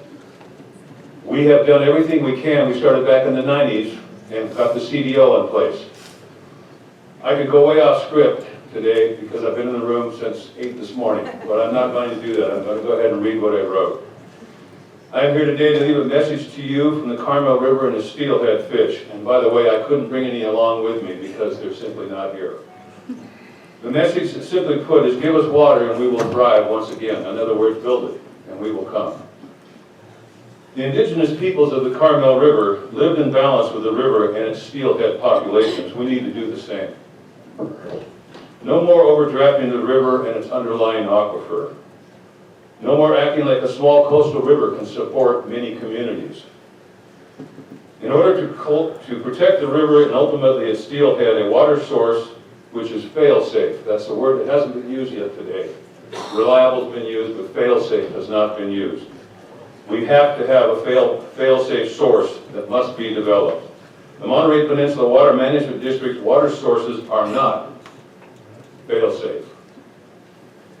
The Monterey Peninsula Water Supply Project and its desal plant is the only fail-safe water source. CRSA, Carmel River Steelhead Association, is advocating for the Carmel River steelhead and the water that was taken from them. These sea-run rainbow trout are an indicator species in coastal rivers like the Carmel. When they are gone, then so goes this once flashy, vibrant, and beautiful river. John Steinbeck said, and I quote, "It's a lovely river." Hello, my name is Morgan Steele. I'm here to speak on behalf of the Sustainable Hospitality Management Program at California State University, Monterey Bay, because I'm a student there. Our program educates future leaders in hospitality and tourism. This MPWSP will provide a critically needed, reliable water source for our region.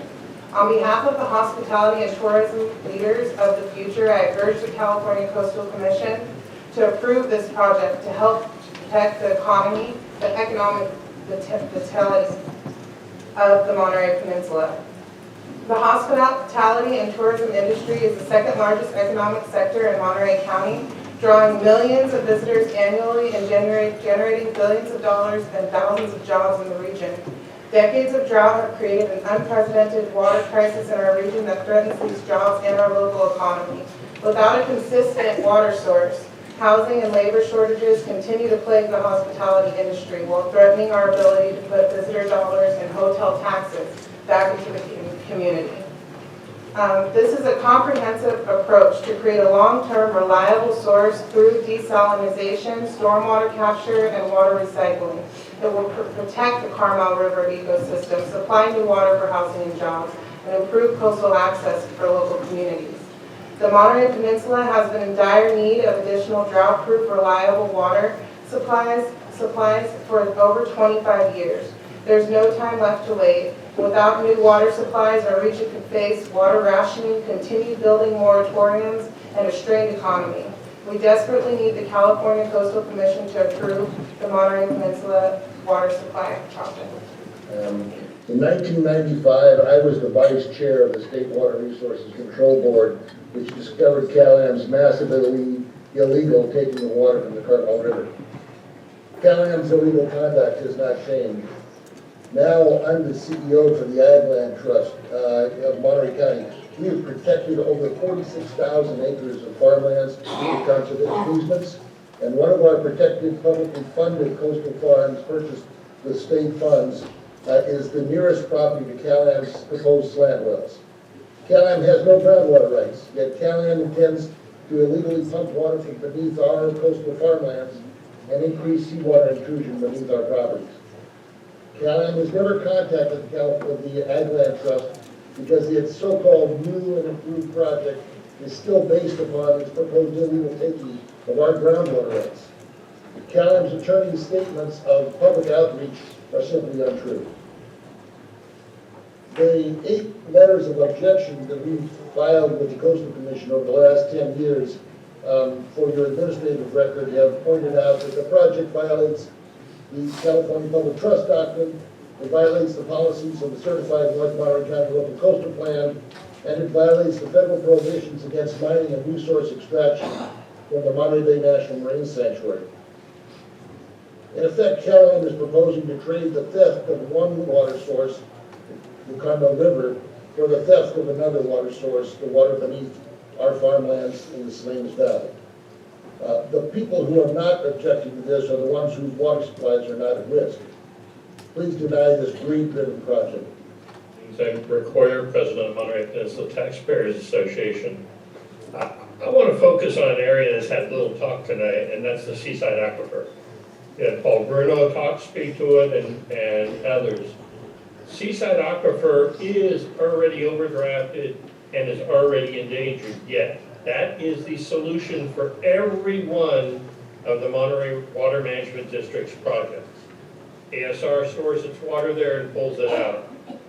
Pure Water Monterey, the original and the expansion, puts water in to save it there. And today you're hearing that the solution for the draft is the banked water we're going to be storing in the Seaside Aquifer. Should the Seaside Aquifer start to have seawater intrusion, the Monterey Peninsula will overnight lose probably all of its water that is not in the Carmel River.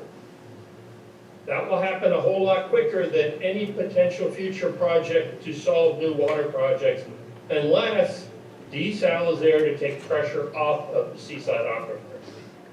It is critical to have a mix of water supply projects that are not reliant on a single aquifer. Imagine the environmental consequences if Seaside Aquifer has seawater intrusion and the peninsula loses almost all of its water and now has to start going after the Carmel River. It would be an economic and ecological disaster, yet no one has spoken to it here. You've also had talk about the ballot measure to buy CalAm. What they haven't said is LAPCO, the Local Agency Formation Commission, voted against giving the Water Management District the ability to sell water. It looks like they're going to choose to ignore a county legal agency. So there's a lot of other things that play here. At the end, we need water, and we need you to support this project. Thank you. Commissioners, Mandy Sackett on behalf of Surfrider Foundation Monterey County Chapter. Surfrider stands with the community of Marina in opposition to this project. The local water agency has stated in no unclear terms that CalAm's water is not needed. Pure Water Monterey expansion will meet the region's needs for decades to come at much less cost to the environment. CalAm's presentation today showed that the only need for water will come about by 2050. That's decades from now. Monterey Peninsula Water Management District's technical memorandum concludes that without the desalination plant, the Pure Water Monterey recycled water expansion will provide enough water to meet current and future demand. And the report also estimates the demand will be met through 2045. And that stored water can also be used to meet peak demands by increasing well capacity. And meanwhile, the project moves forward, water rates will increase around $50 a month, and CalAm would only agree to a rate cap for 5 years for low-income residents, yet the plant might operate for up to 60 years. Building desalination now is premature. It locks the peninsula into an expensive solution that would likely be eclipsed by future developments in desal technology. There's no pressing need to build a plant right now and burden the wetlands, the coast, and the community. Thank you. Hi, my name is Nassim Nouri. I'm calling today on behalf of the Green Party of California. We first shared with this commission our deep concerns and opposition to the CalAm desal project in October of 2019. We continue to be concerned about the severe social and environmental impact it imposes on the residents of Marina, as well as the precedent it sets for such projects in other vulnerable coastal communities around the state. We strongly urge the Commission to deny the CalAm project, because this project's use of Marina's groundwater would potentially cause irreversible damage to Marina's already critically overdrafted aquifer. It will also lead to destruction of fragile dune ecosystems and sensitive habitats, which the state of California has continually committed to preserve. This plan adds to Marina's already disproportionate and unfair share of many regional industrial facilities like waste management, landfills, and sewage plants. That is why the Green Party of California joins the Citizen for Just Water and many other groups to oppose this environmentally and socially irresponsible project. Please deny Callahan project. Thank you. I'm Ron Weisman, President of the Water Ratepayers Association of the Monterey Peninsula.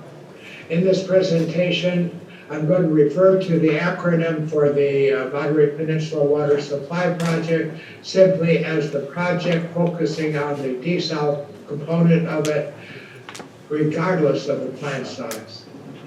The project has flaws that require its rejection by all responsible public agencies. Next slide. The project model predictions of environmental impact have zero credibility. All the models developed in Monterey and the project to predict the environmental impact of the operation of project slot wells were calibrated to reduce error variation during model testing by adjusting weighted predictor data without subsequent development of corresponding new models with new and optimal weights based on the adjusted data. Adjustment of predictor data during model testing without development of a new model based on the adjusted data produces predictions that have an inadmissible negative correlation with project errors, illustrated in the next slide. The result of this misuse of statistics is that all project predictions of environmental impact reported in the EIR have zero credibility. This is an obvious failure to satisfy CEQA. Next slide. My name is Mike Clancy, and I'm a former technical director of the U.S. Navy's Fleet Numerical Meteorology and Oceanography Center in Monterey. I currently chair the Monterey County chapter of Citizens Climate Lobby, and I'm a frequent public speaker on climate change. I'm here today representing the Monterey Bay Defense Alliance. The Monterey Peninsula has a serious water shortage.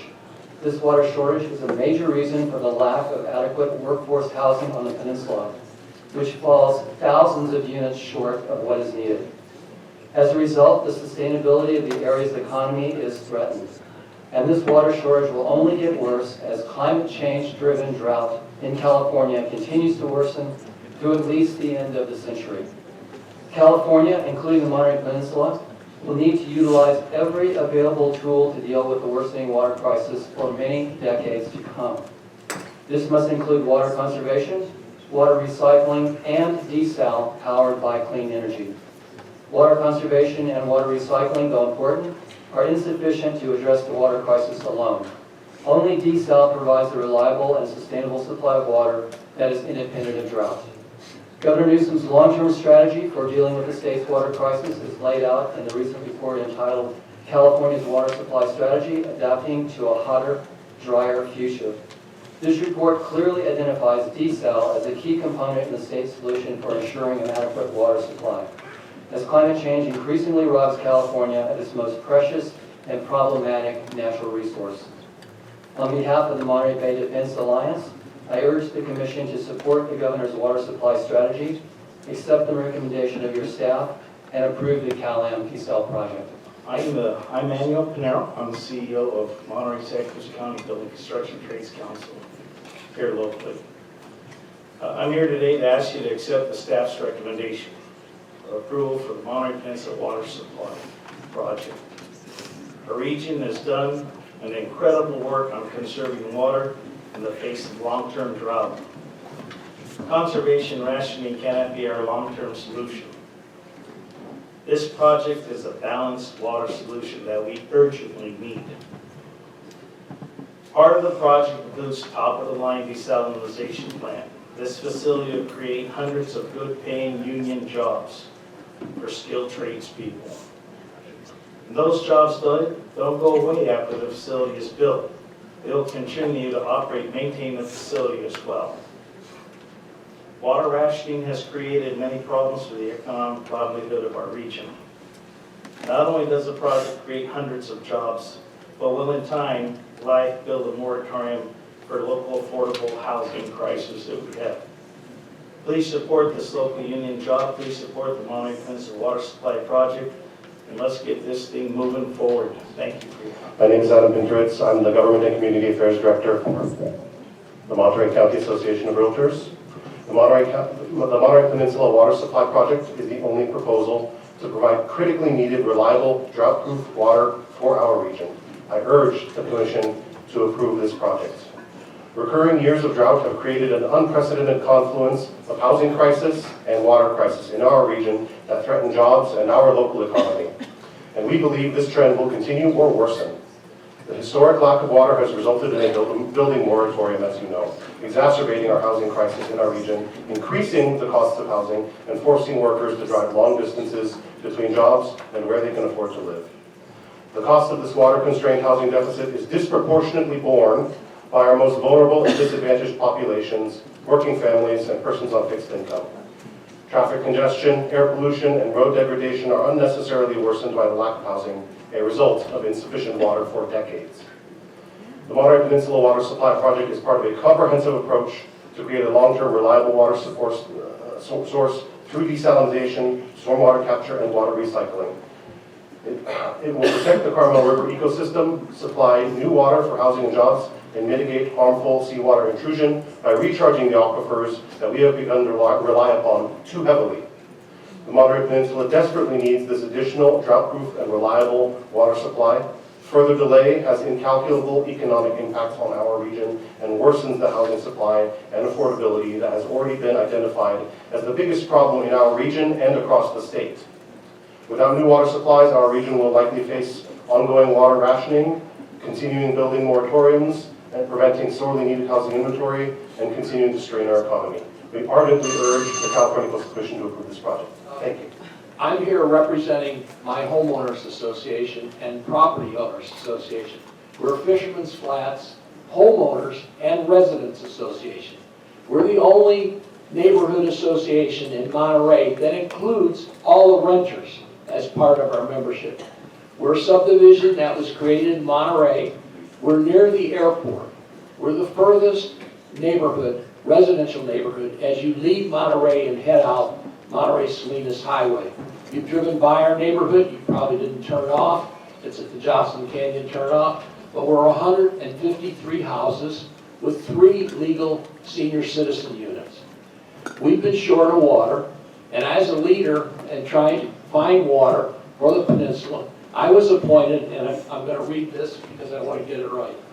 I was privileged to serve in the early 2000s on an ad hoc task force to develop a new water project. This is in the early 2000s. We got a game plan for a proposed new Desal water project, a regional Desal plan, okay? It was under proposal for joint 3-way control. Cal-Am Water, Marina Coast Water District, and Monterey County Water Resources Agency. Unfortunately, felonious conduct by the county representative, who was a lead organizer, together with the close support from the key representative from the Marina Coast Water District, led to the total failure of that proposed project, the regional Desal project. It's only been briefly mentioned. Marina Coast Water District was in part of that project, and it failed. They had an opportunity, and they lost that opportunity. Thank you. Commissioners, my name is Steve MacArthur. I'm the business manager for the plumbers and steam fitters for Monterey and Santa Cruz County, Local 62. What I would bring to you today is environmental justice starts with work opportunities and housing opportunities for the citizens of the Monterey Peninsula as well as the rest of Monterey County. That starts with having water. If there was such a solution, such as recycling water, which I'm in favor of, that's great, but why isn't that building moratorium been lifted yet to provide those opportunities for people to live here? If your water bill's higher, that's probably the least of your problems, because without that affordable housing, your housing or rent has gone through the roof, and that's probably why you can't afford your water bill at this point. What I would say, social justice, that's where it starts, is having that opportunity for people to work here. The environmental justice of not having to drive 2 hours to go get a job somewhere else because you don't have a job here, to live and work here. What I would suggest to you also is that recycling water is a great idea. I have no problem with that. If you want to drink sewage water, that's totally fine. But every source that solution has indicated has drawn that recycled water, or the water to be recycled, out of an aquifer that's completely drained. There's no secret in California that there isn't a river in this county, name them, that aren't overdrafted to the point where they're almost non-existent. I mean, that goes all the way to Sacramento River, all the way to the Colorado River. It's easier to name rivers in this state or even the western that are not overdrafted than the ones that are not. I'm sorry. With that, I would hope that you would endorse or take the staff's recommendation to approve this project. Thank you. Paul Farmer, Monterey County Business Council. Many of our speakers have said probably the most important challenge that we face in Monterey County is housing. Do you know that most of the cities on the peninsula have failed to build the housing necessary for their workforce as required by the regional housing needs allocations? They haven't been building it. When we talk about why don't you build housing, what's the number one thing that people say? Where's the water going to come from? Okay, so we need to build the housing. We agree on that. And one of the biggest obstacles is that water. If the housing's not being built on the peninsula, so it's being built in Salinas and Gonzales and so on that. And when you want to talk about, some people talk about environmental equity and social equity, how fair is it for people who work in hospitality on the peninsula and they can't live anywhere near where they work, and they have to drive, an hour to get to work? Finally, I heard a lot of people who are residents of the City of Marina here saying, not in my backyard today.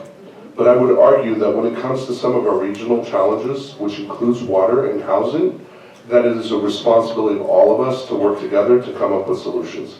And therefore, we ask you to support the CalM project. Thank you all for being here. Ron Cheshire with H2O, Our Future. Please read our open letter to you. It was published in the Herald yesterday and today. I want to touch on something that seems to be a very sore point, the environmental justice. I've been a 67-year resident of this area. I came here because I was part of a military family. I have a lot of friends in Marina that go way back. Marina, a community that was proud to be next to a military base. Marina, a community that annexed the sand plant for tax revenue. Marina, which doesn't even have in its jurisdiction a sewage treatment plant. It's outside of the city. Stop saying it's in the city. It's outside of the city. And it was okay to put a recycling plant in, but to put a desal plant in, it's an environmental justice issue. Marina, that couldn't wait to get its hands on the Fort Ord military base.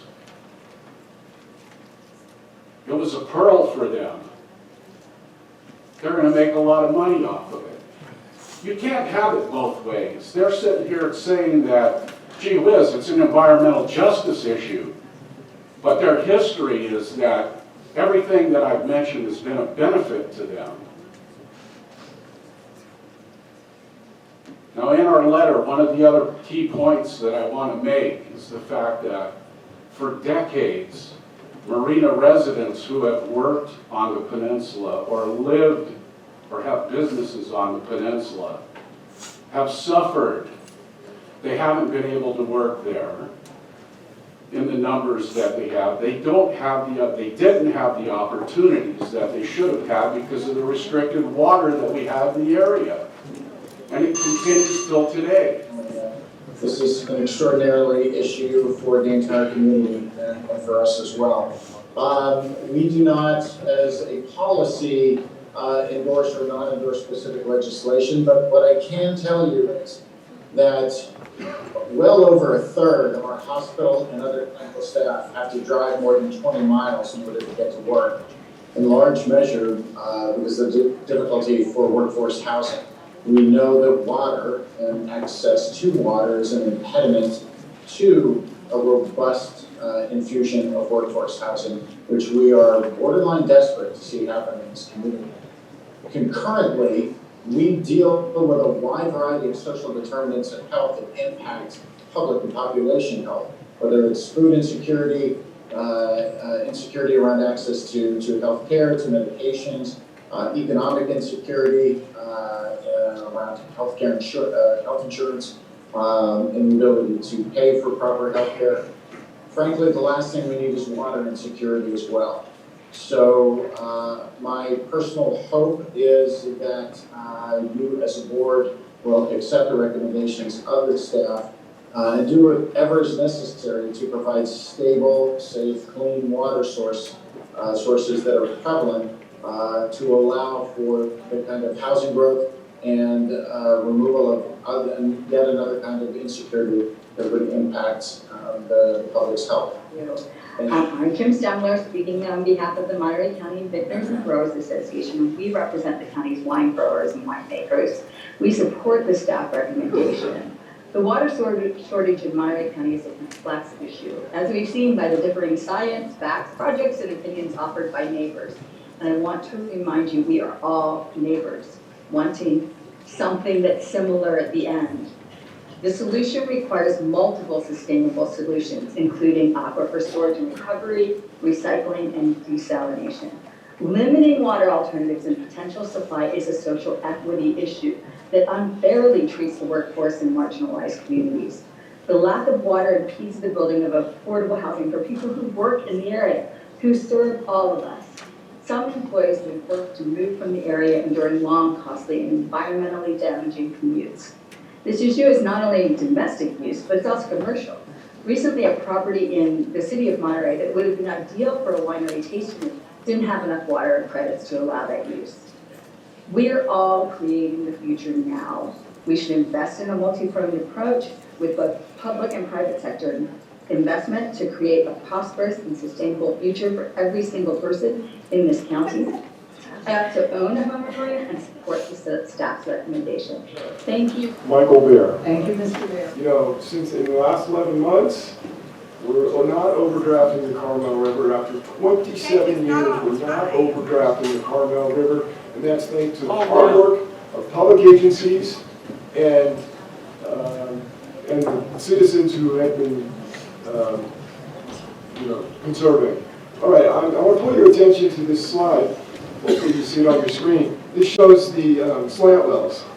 And you think of them as straws, but they maybe get out to the ocean, but they're not straws at the end. They don't take just from the terminus. They take from the whole length of the straw. It's like a perforated straw.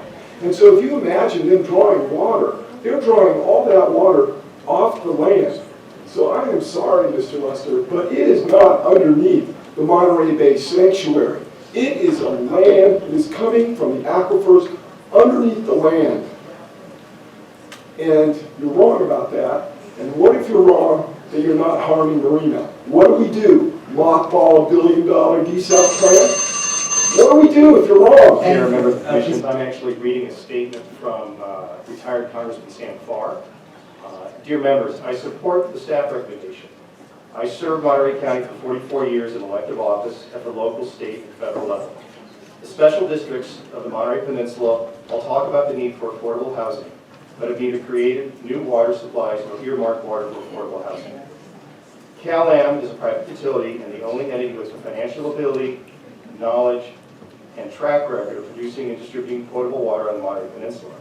CalAm must produce new sources of potable water to support housing needs. It now gets its water from several different sources, including the Carmel River, stormwater capture, and recycled water.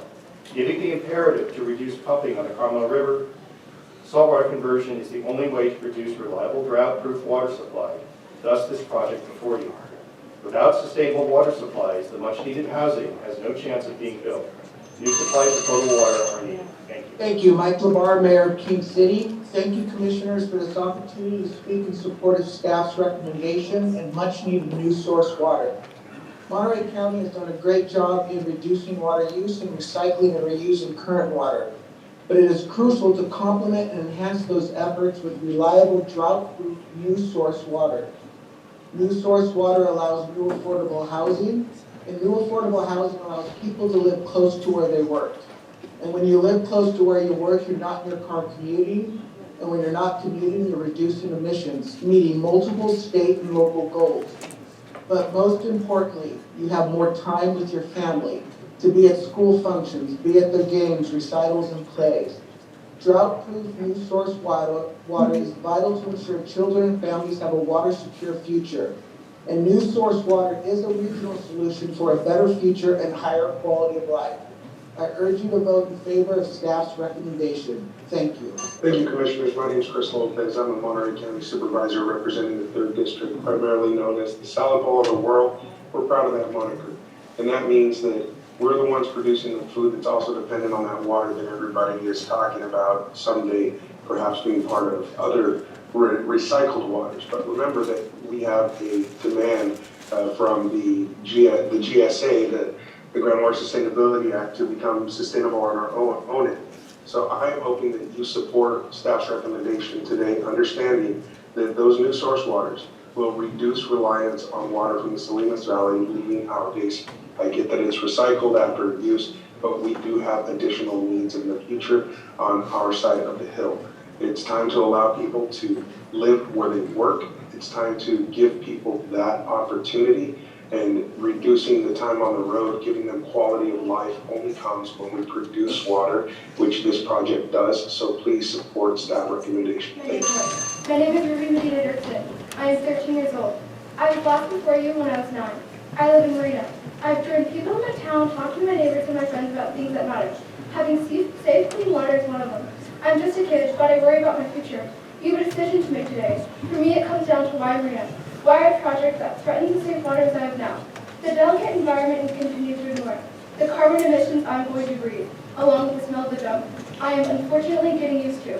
My friend's mom, who's an engineer who works at the recycle plant, is working hard to make enough water for everyone. From what I read, it is a solid plan and it works. I stand here before you asking, please think of my future.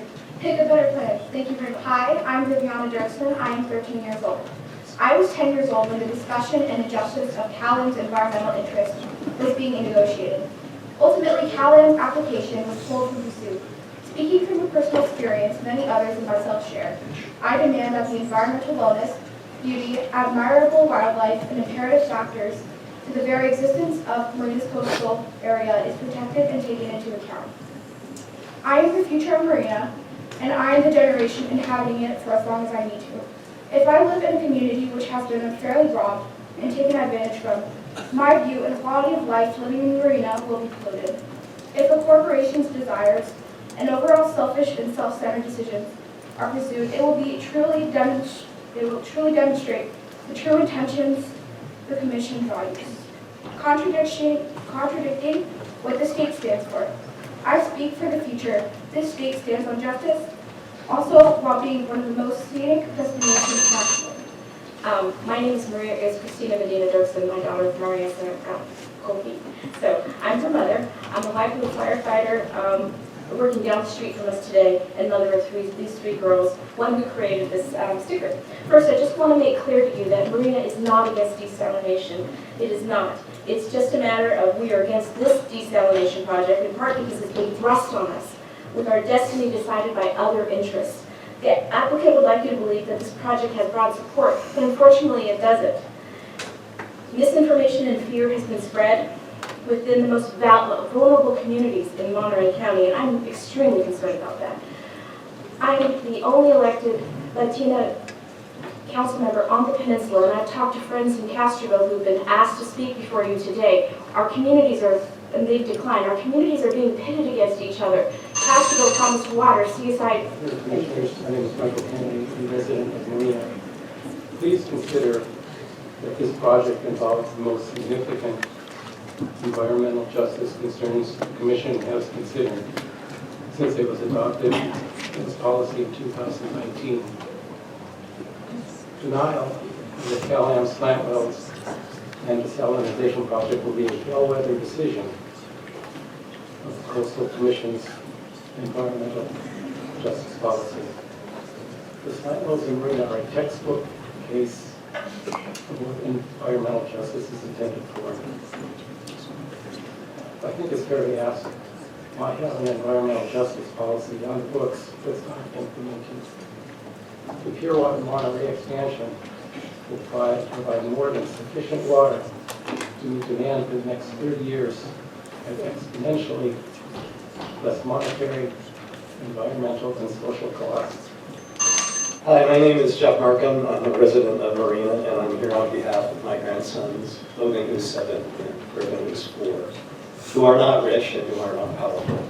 Although my grandson wanted me to point out that he has a lot of Pokemon cards, so he's not completely out of it. They wanted to know why I was coming today, and I explained to them this project and its impact on our city, on them, on our environment, and they just looked at me like, how can they do this? And I had no way to explain to them why people were going to do such a thing to them in their future. And so I ask you, how can you do this? It's going to impact them and their future. They're the ones that are going to have to bear this. And so I urge you, please, do not approve this project. Thank you. My name is Hans Chua, and I'm a resident of Marina. And as mentioned earlier, your decision will set a precedent for any profit-seeking companies with political support to easily override any written environmental justice policies, merely by adding conditions that can become diluted in negotiations of an uncertain future. If the most applicable case of environmental justice that meets every criteria can be barred in the way to leave open all the doors of abuse to disadvantaged communities, then what meaning does any environmental justice policy have? My city has done nothing to deserve this, except that we are perceived as vulnerable, powerless, and an easy target to do that what they would never do to wealthy, privileged white communities. And to the gentleman who said that this is a not in my backyard situation, build it in your own backyard! I am Jules van der Spek, Marina. KLM's supposed community outreach was a sham, plain and simple. It had to because they knew the damage they are going to inflict to our beach, its access, and by their massive wholesale groundwater theft. They had to keep us in the dark for a good reason. These outreach meetings were designed to be, well, not to be found.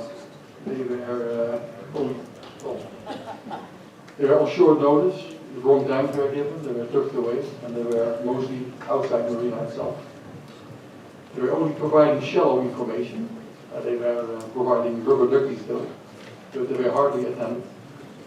And they posted, nevertheless, photos of the only attended meeting that was attended by people who showed up to protest the meeting on the website to fabricate a story of a successful community outreach.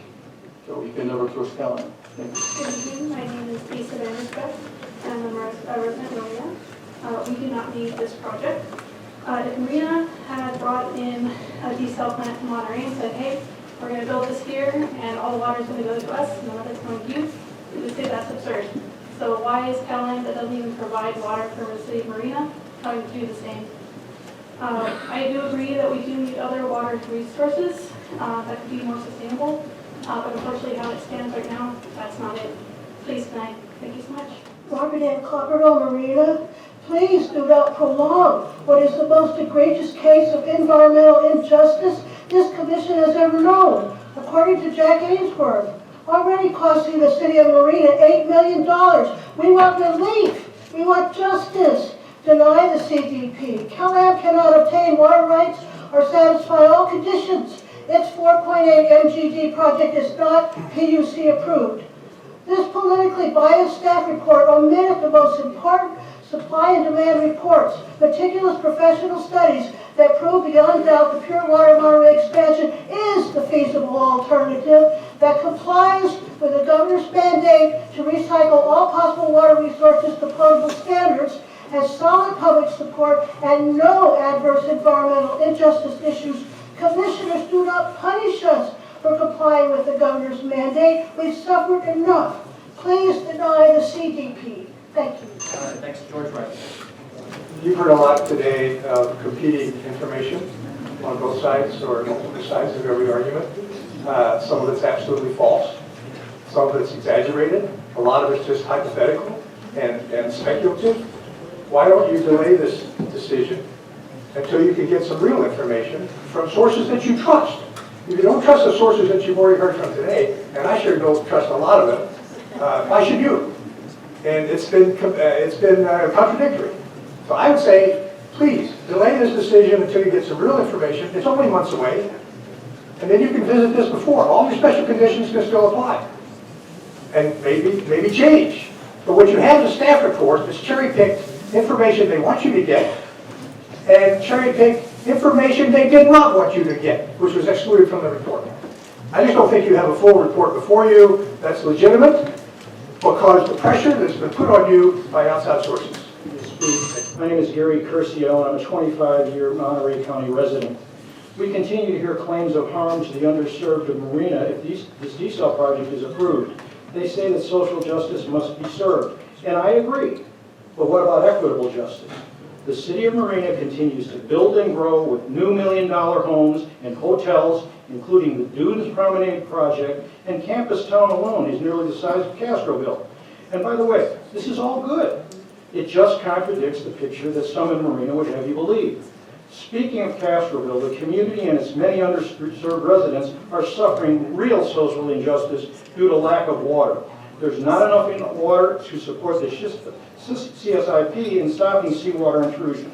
The only solution is a long-term, sustainable, drought-proof water supply. Commissioners, I urge you to accept the Coastal Commission staff recommendation and improve this project. And Commissioners, I'm Jerry Edelin, a former mayor of the city of Delray Oaks. Over 10 years ago, all 6 mayors of the Monterey Peninsula got together, formed the Monterey Peninsula Regional Water Authority, because we saw the Water Management District Board at the time was doing absolutely nothing to replace water that had been being drawn from the Carmel River, which was determined to be illegal by the State Water Resources Control Board. Shortly after formation, the authority conducted a competition between the 3 potential water purveyors to see which purveyor had the highest probability of producing replacement water at the lowest possible cost. Cal-Am won the competition. Despite being required to use new experimental environmentally safe technology involving slant wells, Cal-Am forged ahead and proved that slant well technology would work. Now, the same actors, including the board of the Water Management District today, that tried before to keep the Monterey Peninsula from solving its water supply problems over the last 10 years, are back at it as we try to block this.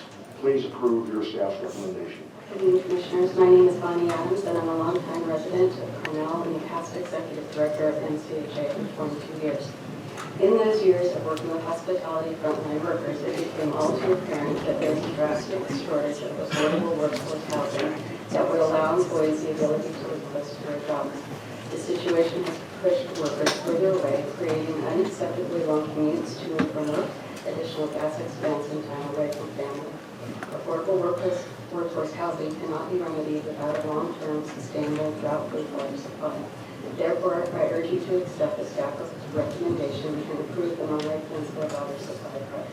Thank you for allowing me. Hello, my name is Jose Bautista. I am one of the over 25,000 hospitality employees at the Peninsula. Where's the argument for social justice?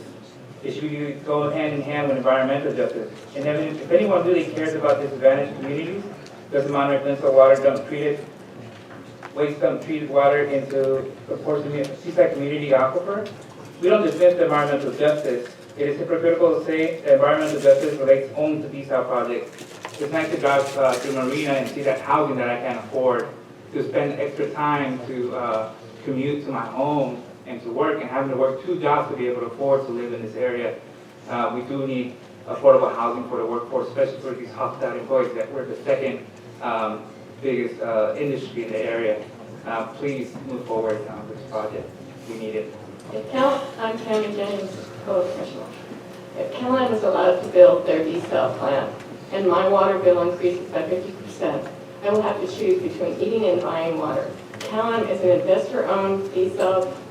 Cal-Am's investor-owned desal plant would produce water costing more than $7,000 an acre foot.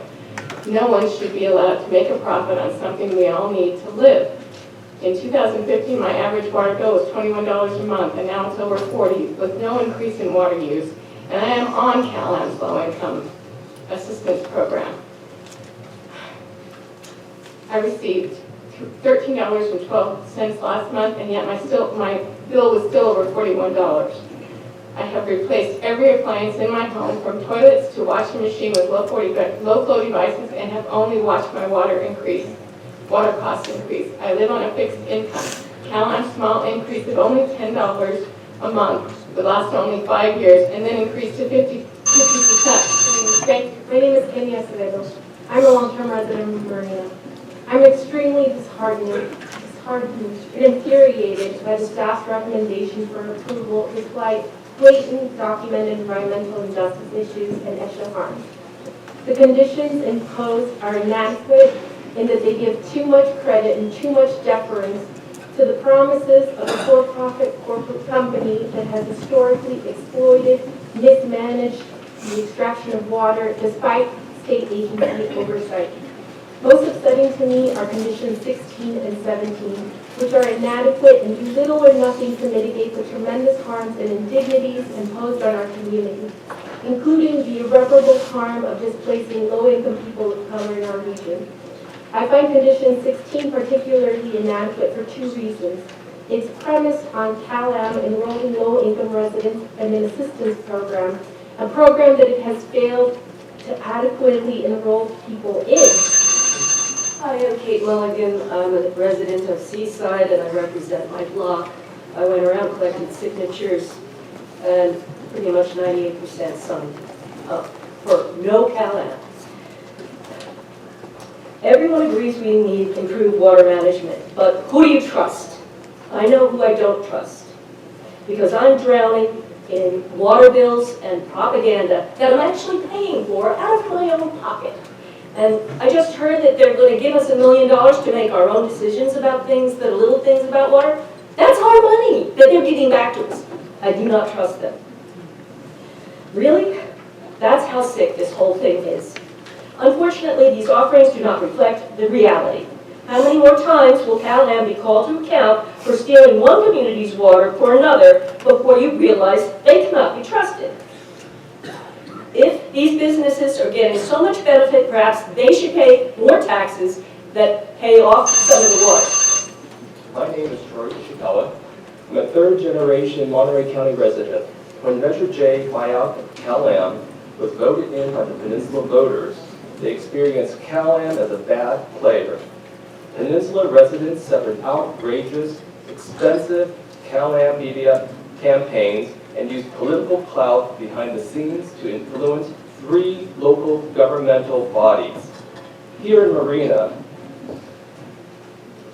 we quake at the possibility of CalAm coming into our water district without water rights and without adequate oversight for an unjust project.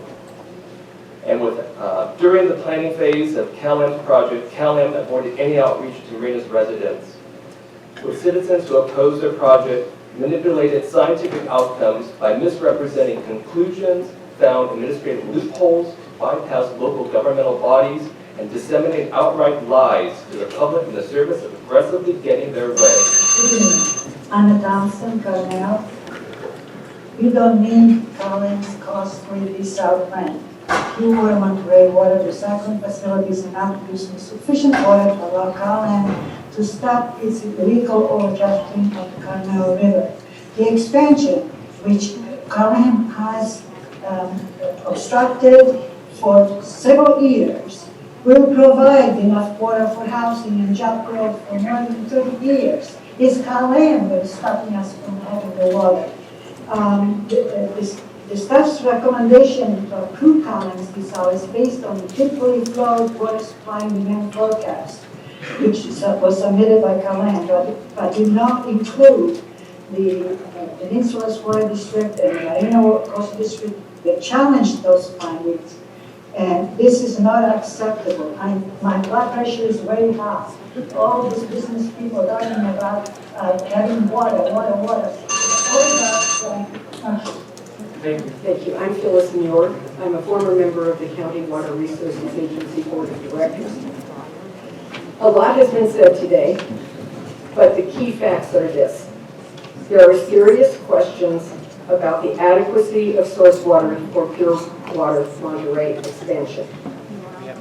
Number two, the historic demand numbers in the Water Management District's analysis are skewed as they are based on a decade plus of a water moratorium on new water connections and state and local mandates during that time that mandated conserving water because of drought.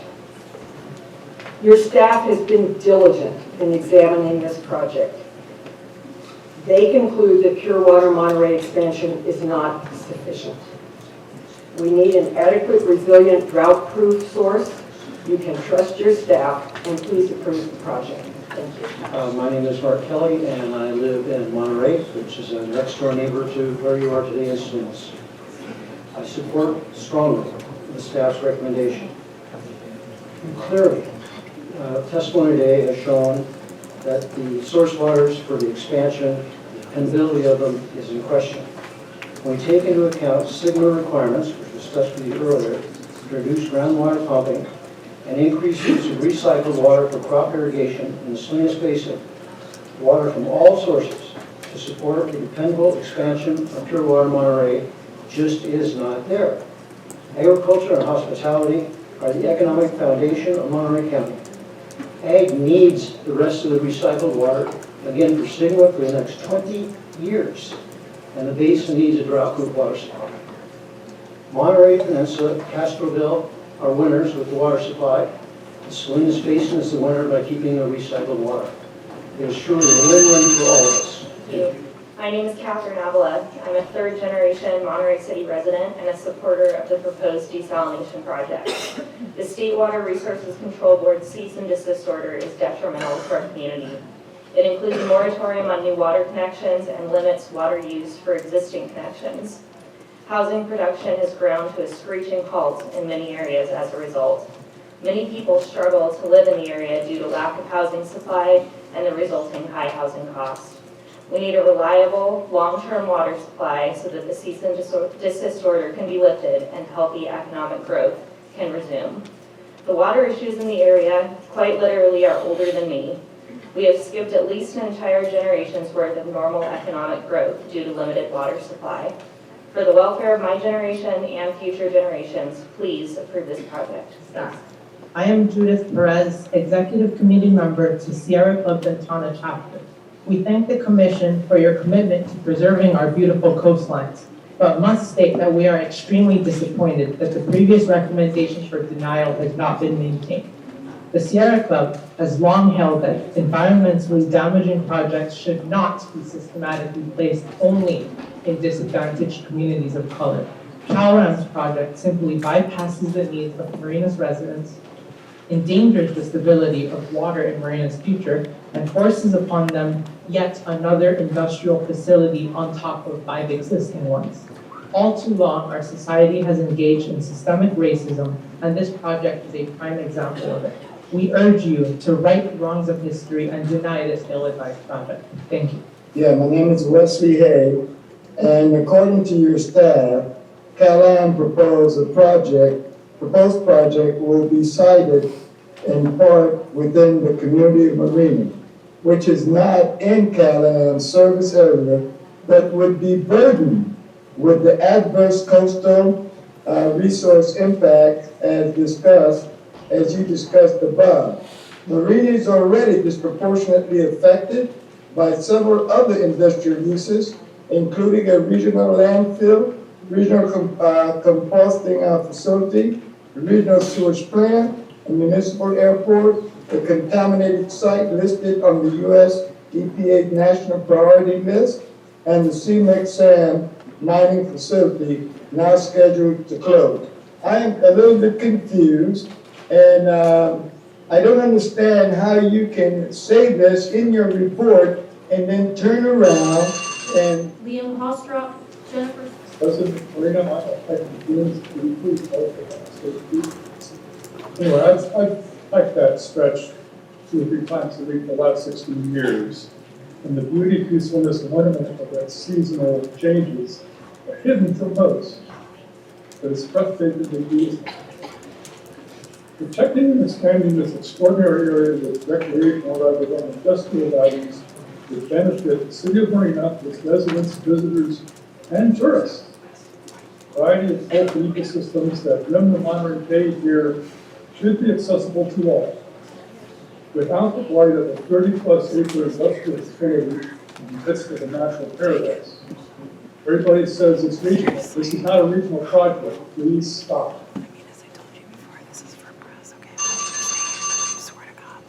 Next speaker.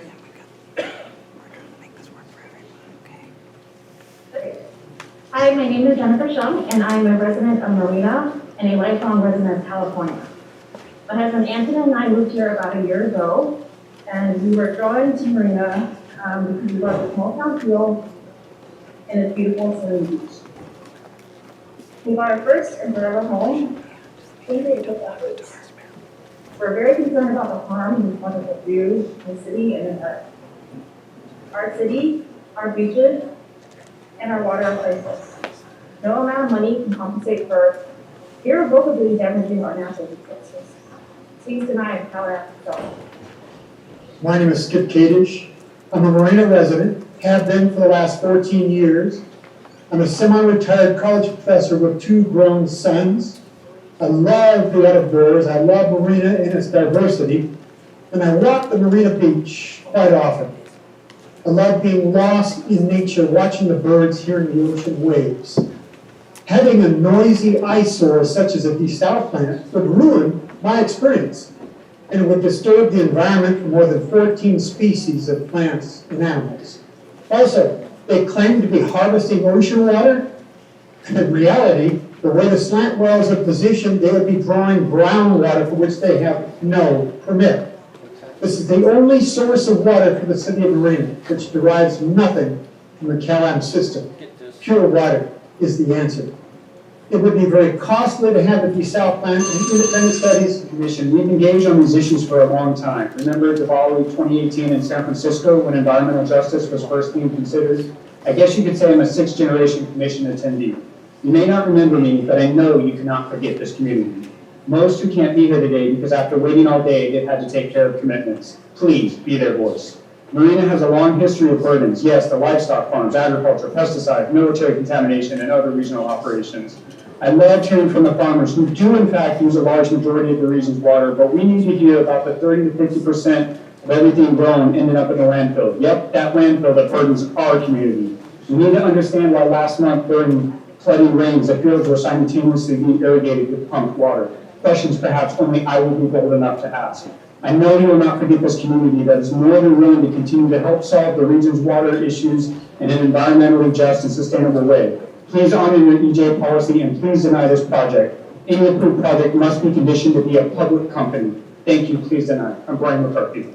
Hello, I'm Haley Moore, and the rights for water belong to the people of Marina. They do not belong to CalAm. They do not belong to the businesses for profit which want our water. They are stealing our water, and if you allow them, they'll continue to steal our money resources and fighting us. This must stop. Deny CalAm and its project.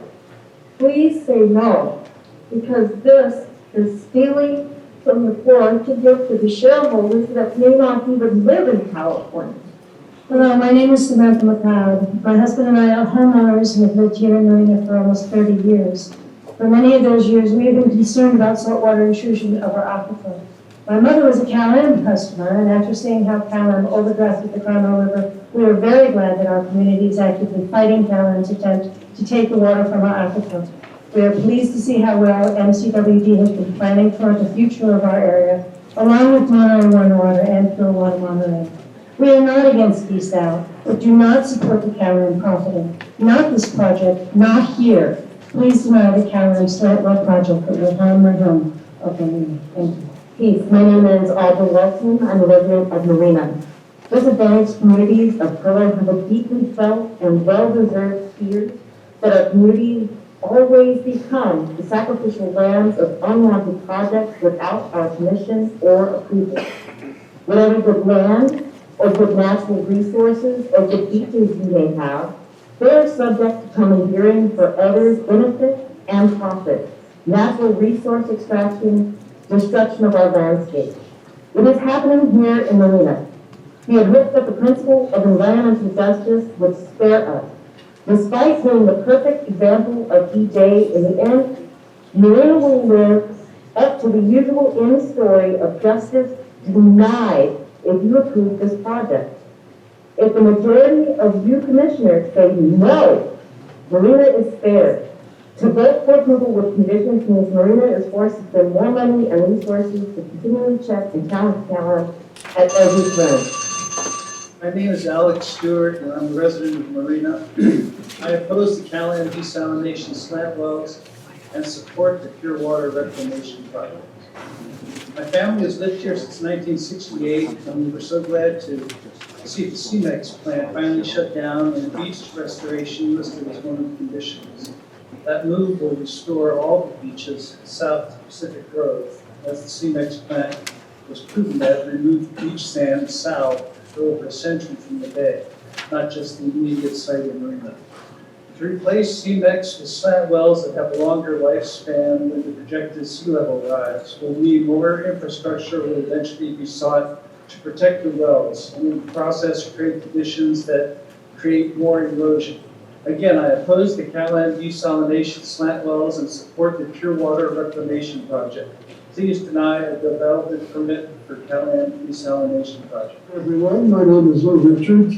I'm a resident of Marina. My wife and I have lived here for a number of years. Marina is a beautiful growing city with a small town feel. I'm retired from the Navy, and my wife and I appreciate all that Marina does to veterans.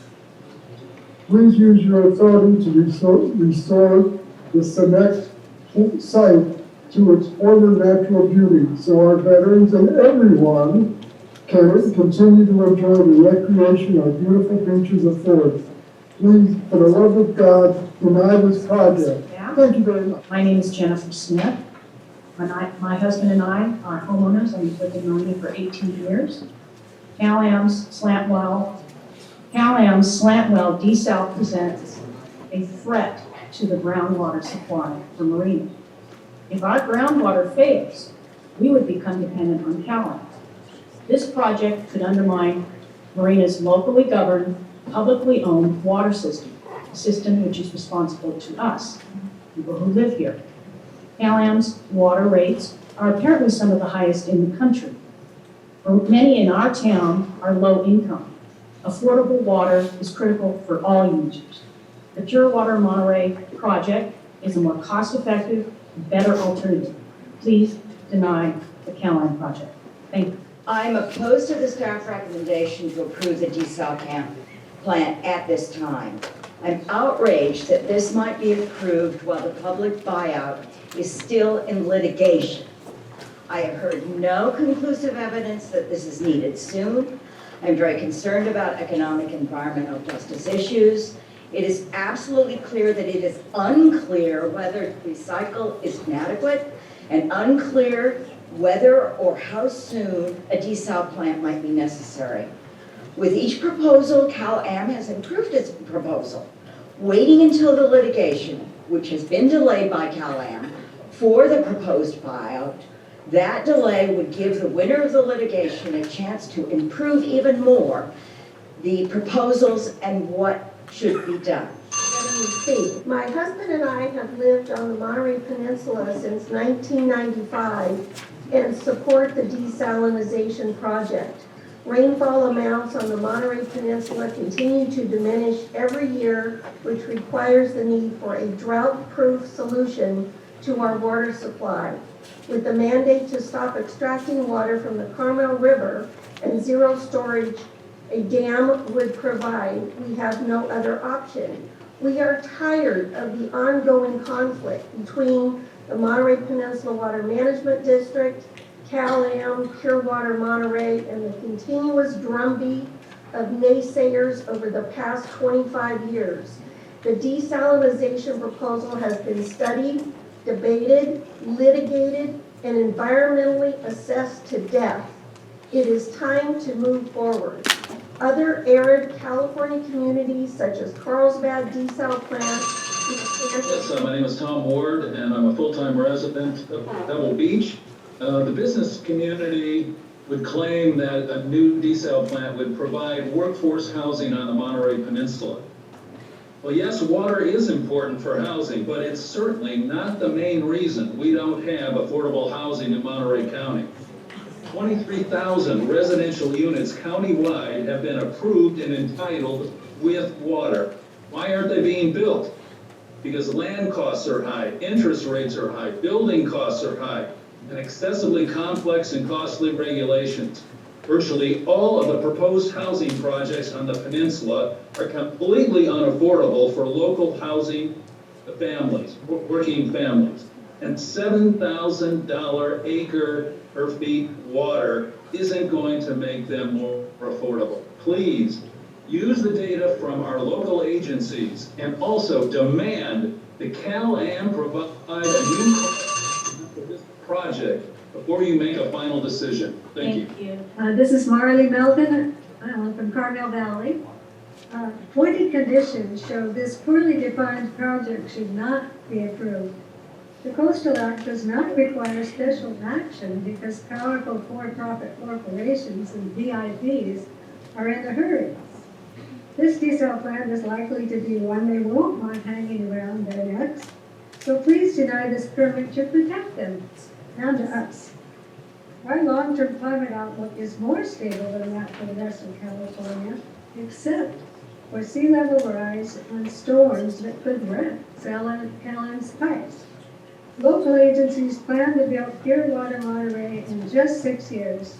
There's plenty of time to do a better project when needed, provided you don't force us to do this one. Excuse me, Catherine Greenwald, Monterey native, 4th generation in this place. Into the Deep, new this year at the aquarium, showcases the spectacular world within the canyon, running from Moss Landing out to sea. 2 messages at the entrance.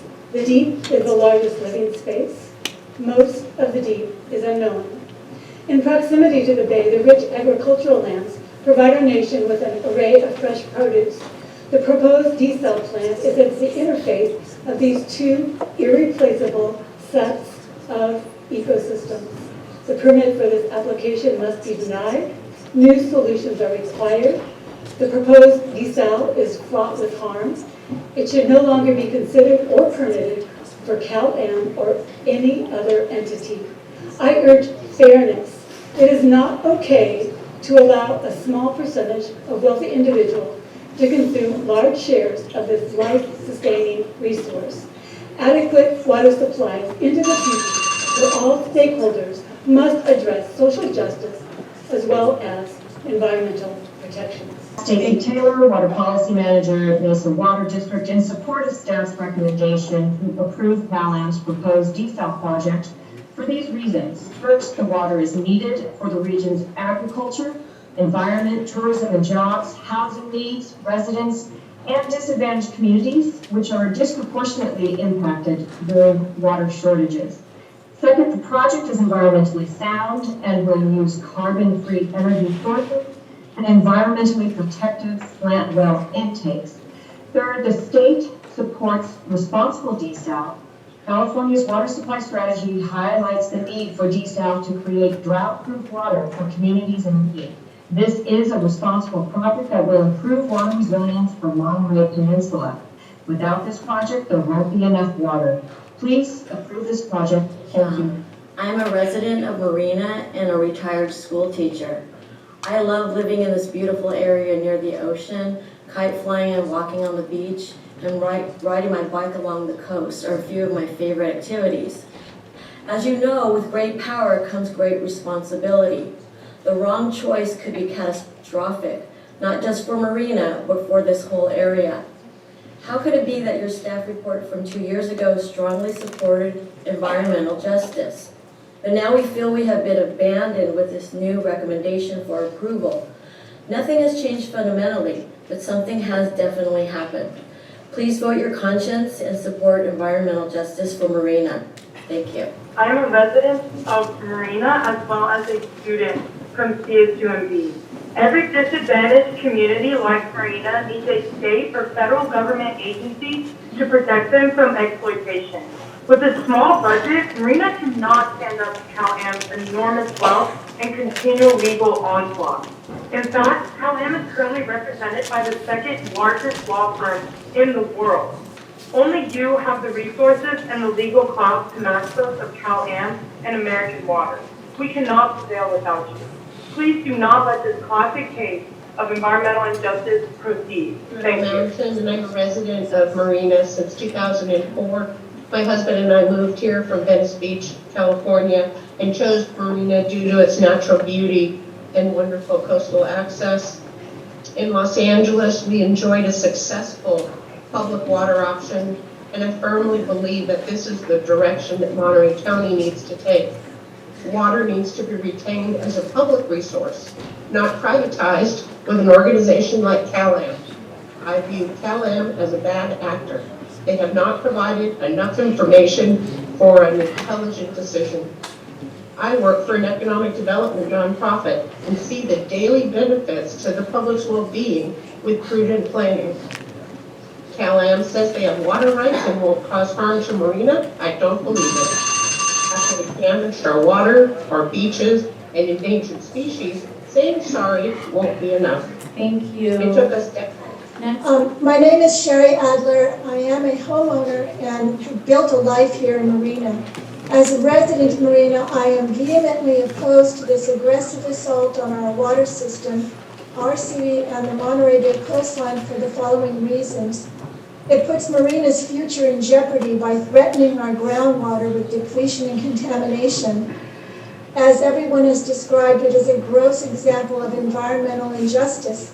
And Marina will be in a position to suffer all the harm with none of the benefits. It is a threat to the coastal ecosystem and would produce millions of gallons of brine discharge per day to the Monterey Bay National Marine Sanctuary. It violates the CEMEX plant closure settlement agreement, which dedicates this land to conservation. It would create a huge source of greenhouse gas emissions of carbon dioxide per year, which is contrary to our goal of conservation, and it's not needed. Please deny.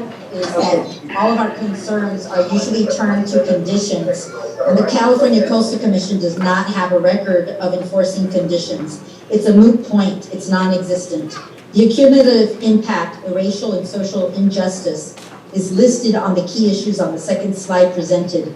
Tribal consultation and consent is last on the list. We must lead with the Coastal Act and environmental justice policies first. We must ask today, as we, Society of Native Nations, stand with the people who oppose the indigenous communities and the public who oppose Desal. Is this just a performance, a performative justice that you're offering today? Or are you going to vote this down? Please do not vote in favor of permitting this. Please deny it. Thank you. Hi, my name is Robin Rosinski, and I'm a resident of Marina. In a world where corporations bully and undermine the disadvantaged, I urge you to deny the Desal project. In a world full of corporate corruption and greed, I urge you to deny the Desal project. In a city that will feel 100% of the negative impacts and zero benefits, I urge you to deny the Desal project. In a city where many residents do not want Cal-Am's Desal plant, I urge you to deny the Desal project. I urge you to do the right and just thing in honoring your mission statement and deny Cal-Am's Desal project. By doing so, you'll protect Marina's beaches, wildlife, and their habitat for future generations. And note, those who afford this project are from outside Marina. And to quote the notorious RBG, get your boots off our neck. Thank you. My name is Elaine Turner. I was born at Fort Ord in 1958. I'm a true native of Marina. My father served our country for 20 years in the Army and chose to retire in Marina. When my parents both passed away, my husband and I made a decision to continue to live in Marina. My adult daughter also lives in Marina. My family loves our community and its unfettered access to beautiful dunes and beaches. Our community is home to beautifully diverse cultures. Our residents are economically diverse as well. This is a very different characteristic from most other cities on the Central Coast. We cannot afford to bear the burden for the whole peninsula. I see this as a David and Goliath situation, and we are asking that you represent us in this situation. And you know who David and Goliath are. So, hello, my name is Pamela Canis. I am 7th generation born here. I'm also indigenous to this area. After listening to my grandmother and for so many years talk about what her father said, my great-grandfather, you have to understand that I don't believe that anybody has looked at the drought situations for the last 100 years in this county, where we have received plenty of water over the years. If you get the information and go on the internet and look at the meteorologists and everything that they have put forward on how much water we've received after droughts. This isn't right. CalAm doesn't have the right to do this and should not have the right to do this. There is the pure water happening, and this is what we should probably be considering. I don't feel that anyone has done all of their research, and I really believe that all of Marina residents have said. Thank you very much. My name is Desal Shahi, and I'm a resident of Marina. My wife and I have 2 children here with me. My mom and my dad also lived with me. And also, I recently, about a year ago, my brother was evacuated by military, and I am basically responsible for about 11 people in my family. My house is located on a sand dune, just attached to the highway, and it is about a mile away from the CEMEX facility, and also about over a mile away from the landfill, which we're enjoying. I'm not alone here to enjoy the smell from the smell of the Marina Dam. My family and I are here to urge you to deny this desal plant. This is a harm to the coastal for me and my family for now and for future. Thank you so much. Kevin Dayton, Government Affairs Liaison for Salinas Valley Chamber of Commerce. As you know, the application for this plant was submitted to the Public Utilities Commission on April 27th, 2012. So 10.5 years later, the Salinas Valley Chamber of Commerce has decided to take a position on this, and that is a position in support. The rationale for that is, first, they can't understand why there is actually an opportunity to create another source of water for northern Monterey County, which is a region area. We're not in silos here. Why reject this? Even if you wanted to go with another desalination plant, I guess it would take another 10 years. I'm sure you'll have a lot of the same opponents coming back again. They also noted for Pure Water Monterey and Pure Water Monterey expansion, which they do support, they know, a lot of that water is dependent on the city of Salinas. South Salinas stormwater, the industrial wastewater, the Blanco drain, the reclamation ditch, and of course, so they support this. Alvin Edwards? Yes, thank you. All that housing is not going to be built in one day or 1 year. The district policy that he came up with an expansion is out to 2045. 2045. That's when we said all that housing is going to be built. And if you have time tonight, talk to those local public agencies on the ground here tonight. All state public agency is for this right now because they got pressure from the government. Now don't be pressured. It's time to build this thing right. It's time to build it right. And I want to thank you for being here. Chair, you run a tight ship. I like that what you done today for being here. But don't pressure yourself to making a decision tonight and approving something that's going to be kicked down the road and hope that they approve it too. Do your duty. West Vine, 4th generation Selenium, also owner operator of John Doe 13K Productions. I've been following this since the CEMEX, so-called commission back at the World Theater in CSUOB, following at least 20 or so of these community meetings, and it is basically a farce. I've documented those. You can find it if you haven't heard about it already. And, tight ship, but CalAm, Last I heard with Measure J, it had over 600 broken connections. And, you know, who's being charged for that? The ratepayers. We're not really worried, I'm not worried about Desal as much as I am the vendor. CalAm is the problem. It needs to be a public entity. We have 85% of all water agencies being public. That is, I think, the most main issue that folks I know are objecting to. As well as just, you said it was going to be just environmentally protected. It was going to be clear. It's going to be just first-story covered, and so where's that? My name is Mark Eccles, and I live in Pacific Road. I've been here over 30 years now.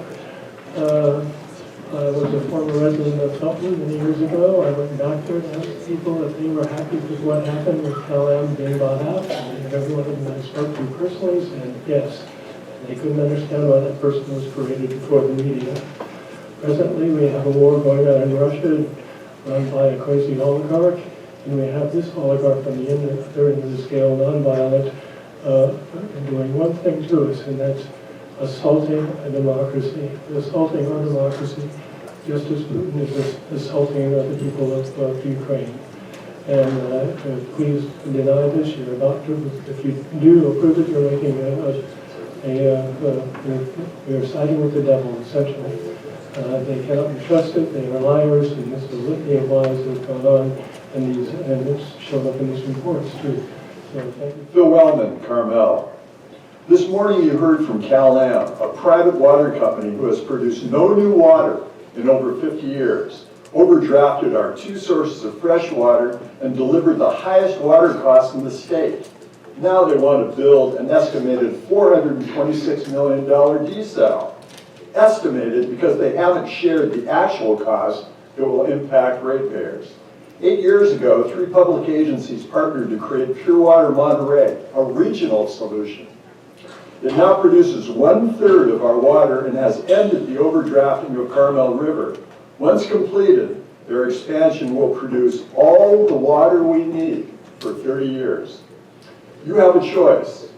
Trust CalAm's questionable vision or Pure Water Monterey's remarkable accomplishment. Thank you. Grace Silva Santella, born and raised in Monterey, past 33 years, proud resident and homeowner in the City of Marina, 40 years career as a professional gardener with a keen awareness of the water situation on the peninsula. CalAm wants to illegally take the water my city depends on. CalAm wants to make enormous profits from this water and yet return nothing to my city.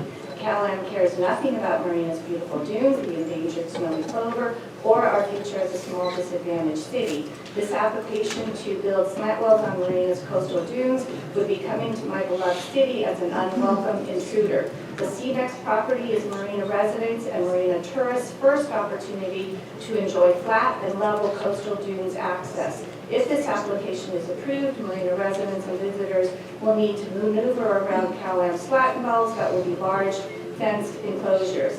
The data tells you this intrusive and costly project is not needed. We need your support. Please deny this permit. Thank you for your time. Grace Santella? Yeah, the slideshow is still starting. The slideshow runs itself? Yes, it's supposed to. Just go. Spin in seconds. It's going.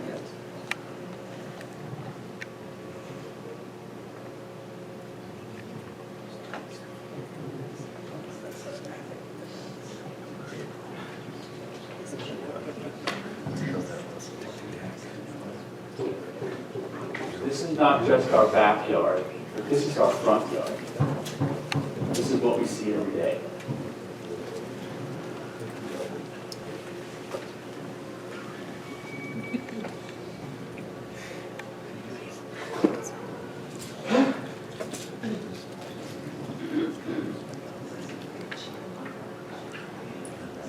Please deny this project. Thank you. Hello. My name is Michelle Knight. I am a resident of Pacific Grove. I'm also a former PG City Council member, former member of the City Planning Commission, and a former member of the Monterey Peninsula Water Management District, and I have a PhD in environmental studies.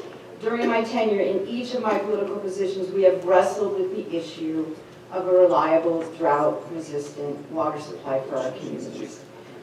We simply cannot rely on the Carmel River nor the seaside groundwater basin, and we can't recycle or reuse what we don't have. We are in desperate need of a drought-resistant water supply. The time is now for a desal solution. The staff has addressed the many complex issues surrounding this project, and through their conditions, I believe they've laid out a plan for approval, and I hope you agree because you can trust your staff. We, the citizens of the Monterey Peninsula and surrounding communities, have been waiting for such a project for a long time. We ask that you, the Commission, support your staff recommendation. I am Blanca Sarasua, and I'm speaking in support of the Monterey Peninsula Water Supply Project. My father was a Mexican guest worker of Bracero, and I have been an attorney for over 35 years. I've always served the Spanish-speaking community, and this community is made up of many fine individuals who work arduously for our local economy. These individuals are particularly vulnerable to economic downturns. This project will translate into more jobs and more affordable housing. Without the project, there will be fewer jobs and fewer affordable housing units, and many families will suffer. The Monterey Peninsula Water Supply Project is a prudent plan which includes many conditions, safeguards, and monitoring mechanisms. I trust you will follow your staff's recommendations so that this project may move forward and so that all communities on the Monterey Peninsula may benefit. Gracias. Matthew Zefferman. Hello, you should be proud that your agency has been at the forefront of incorporating environmental justice into its decision-making and insisting that local public participation is a cornerstone of environmental justice supply. In their opening presentation, your staff acknowledged that the proposal, quote, does not fully address the environmental justice harms of the project. Marina citizens oppose this project because of those harms. Slide. CalAM's attorney listed speculative proposals and goals, but the proposal before you has no requirement that CalAM actually mitigate the harms to the residents of Marina. Slide. Instead, it requires that an American water company headquartered 30,000 miles away agree with a state agency located 110 miles away that all environmental justice concerns have been addressed behind closed doors and out of public view. No one in Marina, slide, or within 109 miles of Marina would be involved in the proposed process. It cuts us out of the decision around these harms to our community. It also cuts you out of the process. You should be able to determine with the input from affected communities whether CalAM has actually mitigated those harms. These decisions should be made in public view and in front of open doors. Please deny this process until they come back to you and demonstrate they've mitigated the harms. Thank you. Thank you. Hello, I'm Dustin Kirk from Carmel Valley. There are too many unresolved components to the CalAM's proposal. 3 random ones. The Duhaney Desal plant estimates its water at less than $2,000 per acre foot. CalAM estimates $7,000. Why is that? Sea levels will be rising. CalAM project estimates that its extraction wells can only operate for 20 to 25 years. What will we do then? Professor of biology at Cal State University, Monterey Bay states discharge brine from the treatment will likely just grow in one place rather than slide off into some canyon, causing a large dead zone in the middle of our national marine sanctuary. Monterey Pure Water has a solution. Yes, my name is Wayne Thompson, Carmel, and I've had a few comments on the staff report that was issued. It contains many items that are called in term as special conditions, and those appear to me to be deviations, exceptions, or omissions that were part of the requirements in preparing that proposal from CalAM. Since those particular deviations, omissions, and exceptions need to be dealt with, then I can see no reason why the overall proposal can be adequately dealt with at this time. So it is my opinion that all of these items need to be dealt with clearly to get a fully compliant proposal before you can take any action. This is Sharon Langmead. I'm a resident of Marina and a semi-retired registered nurse. We moved to Marina to a retirement home at the beginning of the pandemic and brought our 2 adult daughters with us. Marina is currently a small town with growing pains related to the expanding development, including below market housing, and amid efforts to protect its natural coastline and the habitats of endangered species. In its efforts, Marina has already spent $8 million to defend the city against the illegal water grab from CalAm, a plan that robs Marina of its much needed water for continued development and gives no benefit to the Marina residents. We are asking that the commission deny the application for a permit to CalAm. Yes, this is Larry Langmead. Thank you. As my wife said, I'm a retired structural engineer, and my concern is the plant's location, the fact that it'll be drawing most of its water from under the land, not the ocean, which has a large possibility of degrading the aquifer of Marina. And not to benefit the city of Marina, but to benefit communities that are miles away. There's really a need for water in Monterey or Pacific Grove or Carmel. Why isn't the desalination plant being built there?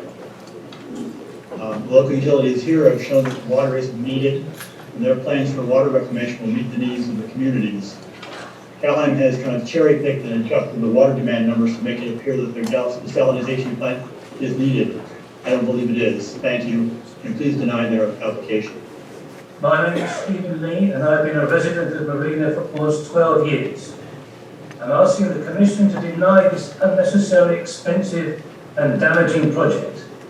We are just about to see the back of the last sand mining operation on the California coast. Instead of looking forward to the recovery of these special dunes, you will see another industrial landscape imposed upon us. This is a dynamic shoreline. The dunes are constantly eroded and rebuilt, particularly during winter storms. I strongly suspect that if this project is built, and the operators will be returning to the Commission in a few years asking for approval of a seawall or similar defence. If this happens, then I would expect the future Commission to ask why this project was ever approved in this location. I urge you to deny this project.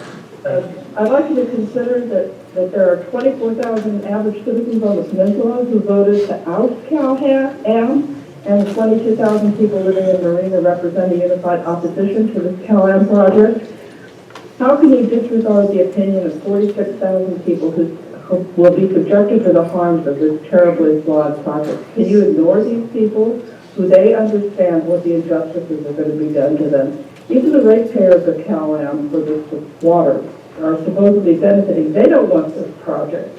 So how on earth can you approve this? 4 affected public agencies opposed this project. Only the for-profit private corporation of CalAm is pushing for this project. It's driven by profit. Please deny this takeover of Marina's water by the CalAm oligarchs. My name is Adeline Standish. I'm a resident of Monterey. I have a degree in zoology, and I've had experience with different conservation programs, and I would like to ask you to deny this desalination project. The project will harm habitat for 14 listed species, not to mention inhibits that coastal access to residents and unnecessarily cost millions of dollars for an unsustainable water source. Burdening Marina with this project is blatant environmental racism, and you should not stand for this harm in the nature of profits and greed. So I ask you to please deny this project. My name is Mike Gleisman. I'm in 5th grade. I go to J.C. Compton Elementary School in Marina. I spoke at a Coastal Commission meeting 3 years ago when I was in 2nd grade. The mayor told me, yeah, our class could have an ice cream party when we play together. I'm still waiting for that.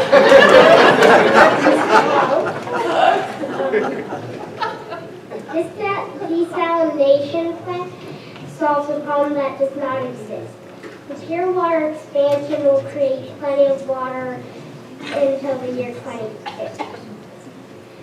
CalAm wants to have this plant happen so they can charge more money for water. CalAm's plan to get rich will risk Marina's fresh water.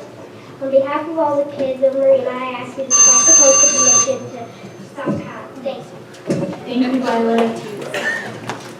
Next we have, on Zoom we have. Hi, I'm Linda Grable. I live in Marina because of their decision to preserve its coastline. Marina's dunes and beaches are an environmentally sensitive habitat area that benefits the entire county and encourages tourism.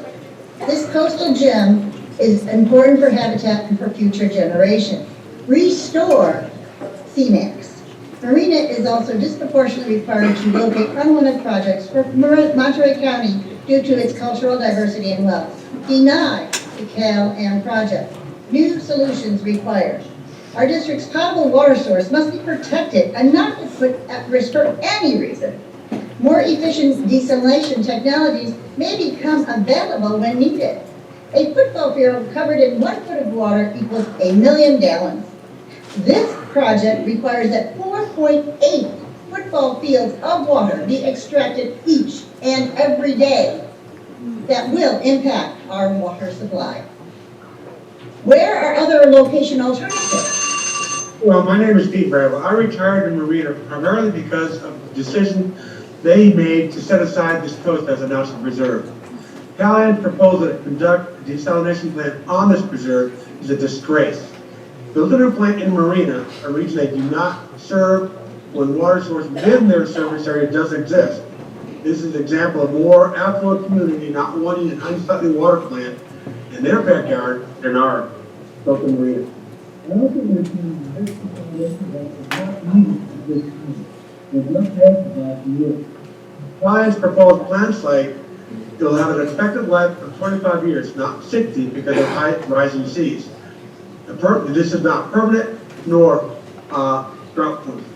This proposed location also has the potential to disrupt Marina's primary water source, a source that could help supply others if need occurred. Why should a known good aquifer be jeopardized when there are a safer source available? Carmel Estuary. Expected extraction rate of... Hello, my name is Lena Williams. I hope you can hear me okay. My husband and I have been residents of Marina for over 15 years, and I would like to request that the commission vote against this current plan for the desalination plant, as many of my fellow community members have stated so far, is that there really is not enough benefit to the community for what the potential losses are.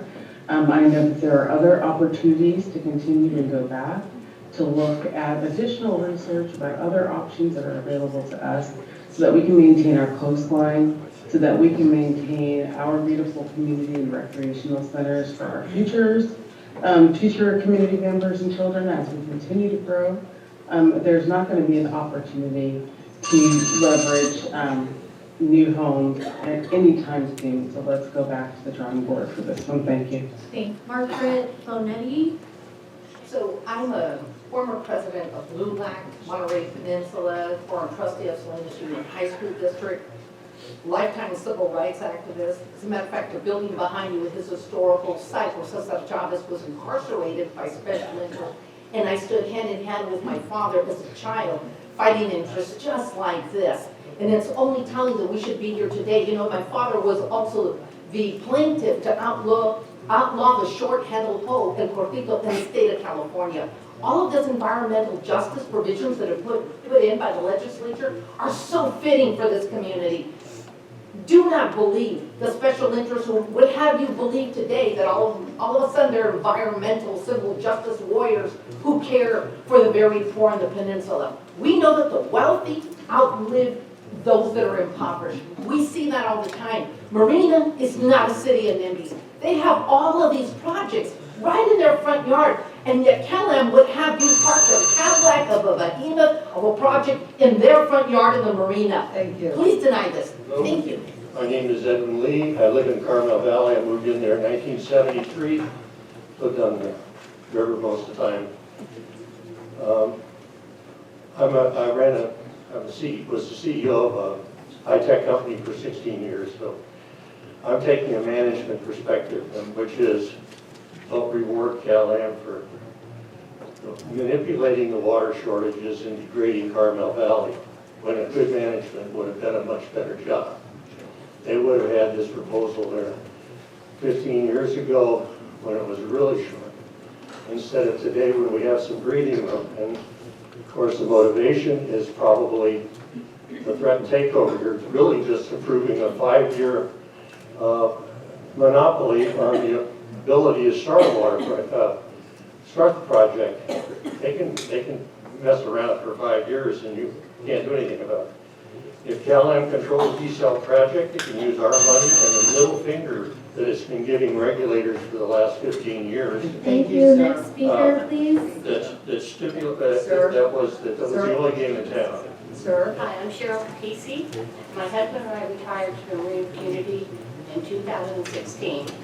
And my husband came down in 2016. I still worked for 2 years, and I came down in 2018. And David's here today with me because this is so important to him, he missed pickleball. So if you live in my house and you live in Marina and you know pickleball, this is a big deal. I'm a senior citizen, don't let the gray hair fool you, I earned it. And we moved to Marina because we came upon this little city when we used to come down here all the time. And we fell in love with how little it was, what it was going to do, and what it has done. It is very important to me, this beach access that we're going to have in a low, flat beach. I know I live perfect health-wise, but I have a very weak heart. And I cannot get to the beaches we have currently in Marina because I can't get back up the hill. So this flat beach, to me personally, is very, very important. I've been waiting for it, and I want you to not approve CalAm. My name is Anita Dyer. I live in Pacific Grove.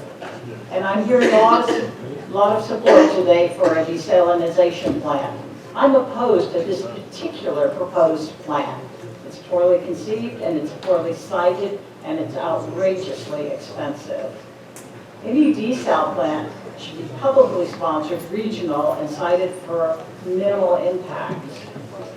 Pure Water Monterey has not only just come online, we need to give it a chance. We need a breathing space that will give us time to resolve the buyout of CalAm and put public back into public water. We can realistically evaluate the ability of Pure Water to meet our needs and develop new water sources for future needs in a more publicly sensible sort of way. Thank you. Saoirse Folsom, if you can hear me. I'm a low-income CalAm ratepayer and a third-generation resident of Carmel Valley. My family is $400 in debt with CalAm. My family makes under $42,000 a year, and we don't qualify for water bill relief. CalAm's plan is that Coastal Working Poor denied the right to affordable water. Then we begged charities and federal programs for relief that we don't qualify for. It's basically another act of economic violence perpetrated on local families by CalAm. Mine is just one of many. CalAm has stolen from our Carmel River watershed for decades, and now their solution is to steal from us again with a defunct desal plant. CalAm asked the CCC permission to charge my family anything they want, and in exchange, CalAm says it will be generous to the United Way. Buenas tardes, mi nombre es Layo Cabrera. Vivo en Carmel Valley y trabajo aquí también. Soy carpintero. Es mentira que nuestra comunidad necesite la planta desaladora de CalAm para aumentar las cifras de empleo y construir más viviendas. El proyecto de agua reciclada que se lleva Pure Water Monterey abastará para el desarrollo de viviendas y trabajos en nuestra comunidad. Con menos de la mitad del costo de la planta desaladora, no a la desaladora, por favor. Gracias. I live in Carmel Valley and I work here too as a carpenter. It is a lie that our community needs a desal plant to raise employment rates and for housing growth. The recycled water project called Pure Water Monterey will supply the growth of housing and work in our community with less than half of the cost of a desal plant. No desal plant, please. Thank you. Mi nombre es Pascual Morales. Vivo en Carmel Valley, trabajo de landscape construction. Les hablo porque quiero focalizar mi oposición al desaladora de CalAm. En nuestro pueblo, CalAm está forzando su innecesaria planta desaladora.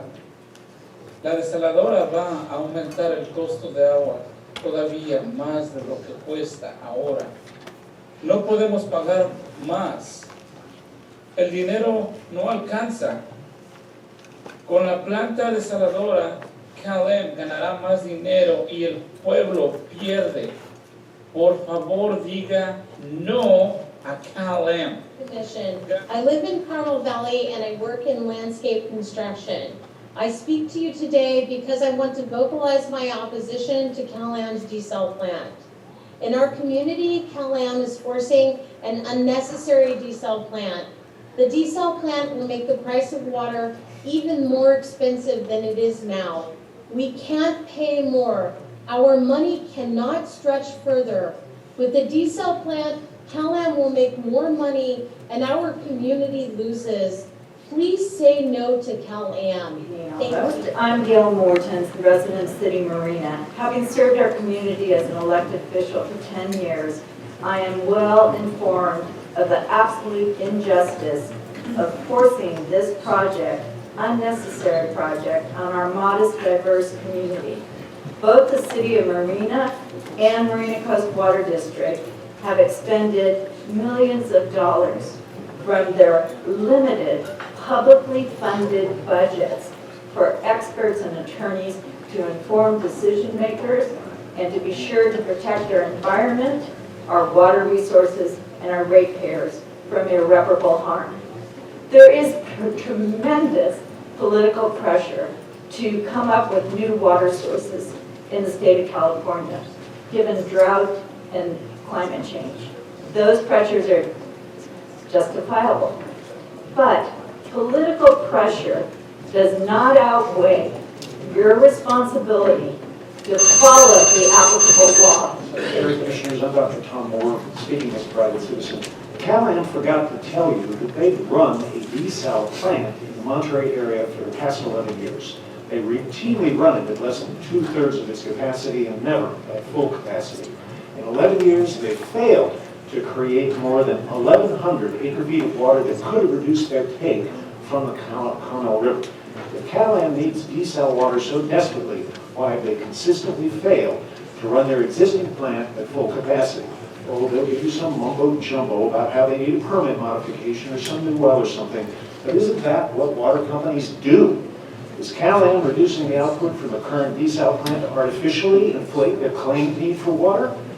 Or is CalAm incapable in 11 years of learning how to run a desal plant at full capacity? If the latter is the case, why trust them to run a desal plant that's 20 times larger than the one they currently cannot run at full capacity? Please do not burden us with a project that's the wrong size, wrong place, wrong time to run with a focus on profit instead of water production. Thank you. My name is John Sanders. I've been a Marina resident for about 40 years. And through the years, I've walked many times along the shoreline from the Salinas River to Monterey and observed the decades of destruction wrought by the CEMEX sand mining operation. The desolate character of the dune ecosystem, and the absence of life on the beach around the plant, the shoreline erosion, and crumbling of sand dunes. With the plant's closure, CalAm has tried to muscle in using heavy-handed tactics and misrepresentation in an effort to build an industrial facility that is not wanted within our community. CalAm's strong-arm approach, dismal performance, and excessive rates have alienated its own ratepayers. Today we've heard from many experts, residents, and what do we learn? Well, because of the earth is so complex and it's so provisional but yet self-healing, we've learned that science and data can be organized back to back up anything we think or we believe. We've heard many comments and emotions and opinions in making a decision tough by you as the commissioners. But what do we learn from that? Well, we learned that we too often easily vilify each other. Are we racist? Well, some perhaps, or perhaps, Marina is just scientifically the best place to locate the site. Are we driven by greed? Well, making a living, is that greedy? The main thing we need to do is it's just about working together, how each of us have to care about our neighbors, how we have to just help each other. In times of need, we will help Marina, and Marina needs to help Monterey, who's got an issue right now. I'm a developer here and Hello, my name is Lou Zyberg. I'm a marine biologist. My specialty is market squid. These squid lay their eggs in Monterey Bay, including the area of the proposed desalination outfall pipe. The outfall area is essential spawning habitat for this species. I have raised squid eggs to hatch in dozens of times, usually with 99% hatch rate. I have raised eggs in high salinity environments. At 40 per mil, there is a significantly greater mortality of the squid eggs. At 50 per mil, all the squid eggs die. Brine is 68 per mil. This species is an important fishery in the area since 1905, currently makes up to $65 million per year. Desalination creates a large amount of brine, pumps it onto the squid spawning ground.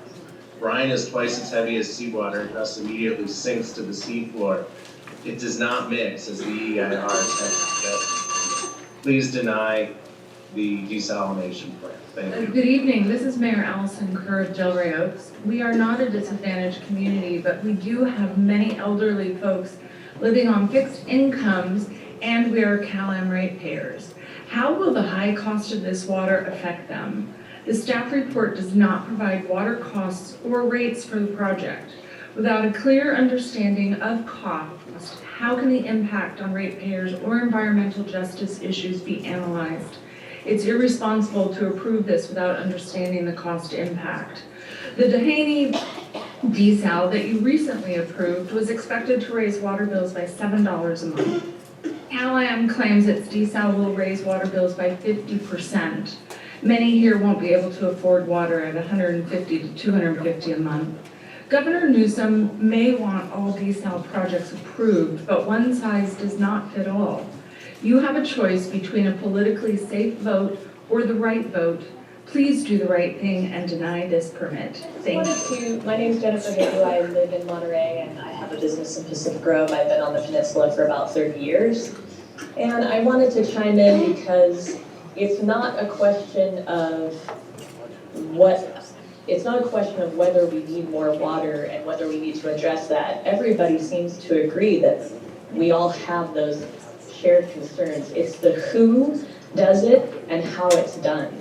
And when you have players that have proven to not be honest, and when we don't have goodwill amongst all the players, whether those are public or private, then you set yourself up for long-term problems.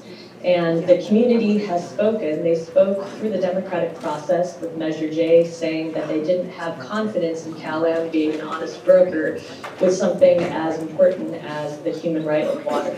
So you can agree with using desal, and you can agree with but you can agree also that we need honest brokers, and the community has spoken. Thank you. My name is Nina Beatty. I hear no mention of the contaminated water CalAm's plant would pull into the drinking water. Water toxins are migrating and affecting the region. The full extent in groundwater isn't being evaluated. Carcinogens like TCE and PFAS. The map showed the area where CalAm's pumps would pull water. That includes drawing this contamination faster from under corridors and increasing levels into the surrounding area, increased migration to Castroville and Salinas drinking water, increased contamination of Marina Coast Water District water, and impacts agriculture uptaken by vegetables and fruits grown there. And Fukushima, for 11 years, 300 to 400 tons of water dumped every day with no end in sight, and Japan's tank farm dump of 1 million tons of poisonous carcinogens, radioactive elements such as plutonium, strontium, cesium, a major reason why the ocean ecosystem is collapsing. And the Kuroshio current carries us through the Central Coast virtually intact and undiluted. It's been accumulating for 11 years. These poisons will be sucked up and delivered to customers. Please deny CalAm's application. I've been a resident of Carmel Valley since 1956 when I was 6 years old. I've had CalAm in my life for almost my whole life. And I can say with confidence that the reason why this is being proposed and forced on the peninsula, this desal plant that we don't need, is merely to add money, over $426 million and counting, to the buyout that we approved with Measure J. Now, I do want the expansion of Pure Water Monterey, and I resent being pitted against Salinas Valley growers and the community there in Castroville. I resent it greatly. Deny Cal-Am, please. Yes, my name is Jack Angel, Monterey. We need the desal plant to meet current and future water demand. The opponents of desal say we have plenty of water through reclamation and stormwater recovery. This just doesn't make sense. Our water demand has been artificially depressed for two reasons: the moratorium and tiered water rates. First, the moratorium we've been under for over 25 years has created a huge pent-up demand. With the desal plant, we can lift the moratorium, allow people to have a bathroom, business expansion, affordable housing, whatever uses require more water. Secondly, the tiered water rates penalize and pressure us to use less water. Back in 2009, we were using 30% more water than now. We'd all like to start watering our lawns again, and if we were using 30% more, guess what? There's not enough demand. We have been taking public comment now for over 2 hours, and so what we're going to do is ask those who are here in the room to raise their hands, because we're going to stop public comment in order to have sufficient time for deliberation on this issue, which will be lengthy. So what we're going to do is, for those here in the main auditorium, if you could raise your hand if you support the project. Okay. All right. And then if you can raise your hand if you oppose the project. Pretty evenly divided. Okay, next. Good thing Gong, Monica, Tran, Kim, Gong He, no to desal. Trauma against the war survivors in Marina have prevented many of us from wanting to speak, because speaking up to the rich and powerful forced them to rebuild their lives in Marina. This year, Gong Mak, Gong Do Bong. I've been homeless this year. I've been hungry. My dad can fish for me on the marina beaches to feed me. Gong He, Yip Gong, please help. Dung Vai Ga Bing, Go Min, Mung Nuk, Mung Ga, Dalang Lao Ba, Dang Bing, Go Carmel. If you want water, if you want fish to survive, why don't you put this project on the beaches of Carmel? Okay, on the Zoom, we're 30 in opposition and 5 in support. DJ Moore of Lakeman Watkins, again on behalf of California American Water. I just want to touch on a few of the points that were raised today. First, the Pure Water Monterey expansion. The Monterey County Water Resources Agency is the public agency charged with managing water resources in this region. They have determined that there is not enough source water for the expansion based on observed conditions in this drought. Based on their analysis, the expansion could produce about 1,000 acre-feet less than M1W projected. Notably, M1W's EIR projections rely on pre-drought data. This is one of the important shortfalls among many that Cal-Am's project solves. Cal-Am's project is drought-proof and doesn't put the community at risk. Sea level rise. The staff report correctly notes that Cal-Am's wells do not have to be relocated in 25 years. What has to be done is the wells need to be evaluated in the context of updated sea level rise and coastal hazard information and conditions. They may need to be moved, or they may be able to remain in place for several years. Staff's analysis gets it right. The Seaside Basin. As was noted by the Seaside Basin Watermaster and several speakers tonight, no party's demand analysis takes the Seaside Basin into account, which is facing severe seawater intrusion and will need water to raise protective water levels. If the Seaside Basin fails, the majority of the peninsula's water supply will be gone, and the community will be forced to look again to the Carmel River and endure severe rationing. A major environmental benefit of CalAM's project is to get off the river to protect habitat and species. There are no other options. Desal is the only option available to shore up the Seaside Basin. Vernal ponds. CalAM's experts analyzed the closest vernal ponds to CalAM's well field for 2 years and found no connection between the ponds and the aquifers from where CalAM draws water. While the evidence shows no impact, the staff report imposes robust monitoring condition requirements that ensure no harm. The cost of water. There was a statement made that desal water will be used before recycled water. That is not correct. CalAM is contractually obligated to purchase Pure Water Monterey product water. There is no choice. The desal project will not come at the expense of Pure Water Monterey water. Environmental justice. CalAM wants to work with all communities, and there is a balancing of needs here. In addition to mitigating project impacts, CalAM has made a substantial effort to offset rate increases to low-income customers through new and expanded programs, and to provide benefits to Marina through a public process. You also heard about the absence of affordable housing and how workers on the peninsula face environmental justice issues by having to commute more than 2 hours a day to work because there is no affordable housing. This project will lift the moratorium on water service connections and allow new affordable housing to be built, consistent with Coastal Act mandates to promote new affordable housing in the coastal zone. We believe your staff reached the right balance in determining that a denial of this project would harm the public welfare.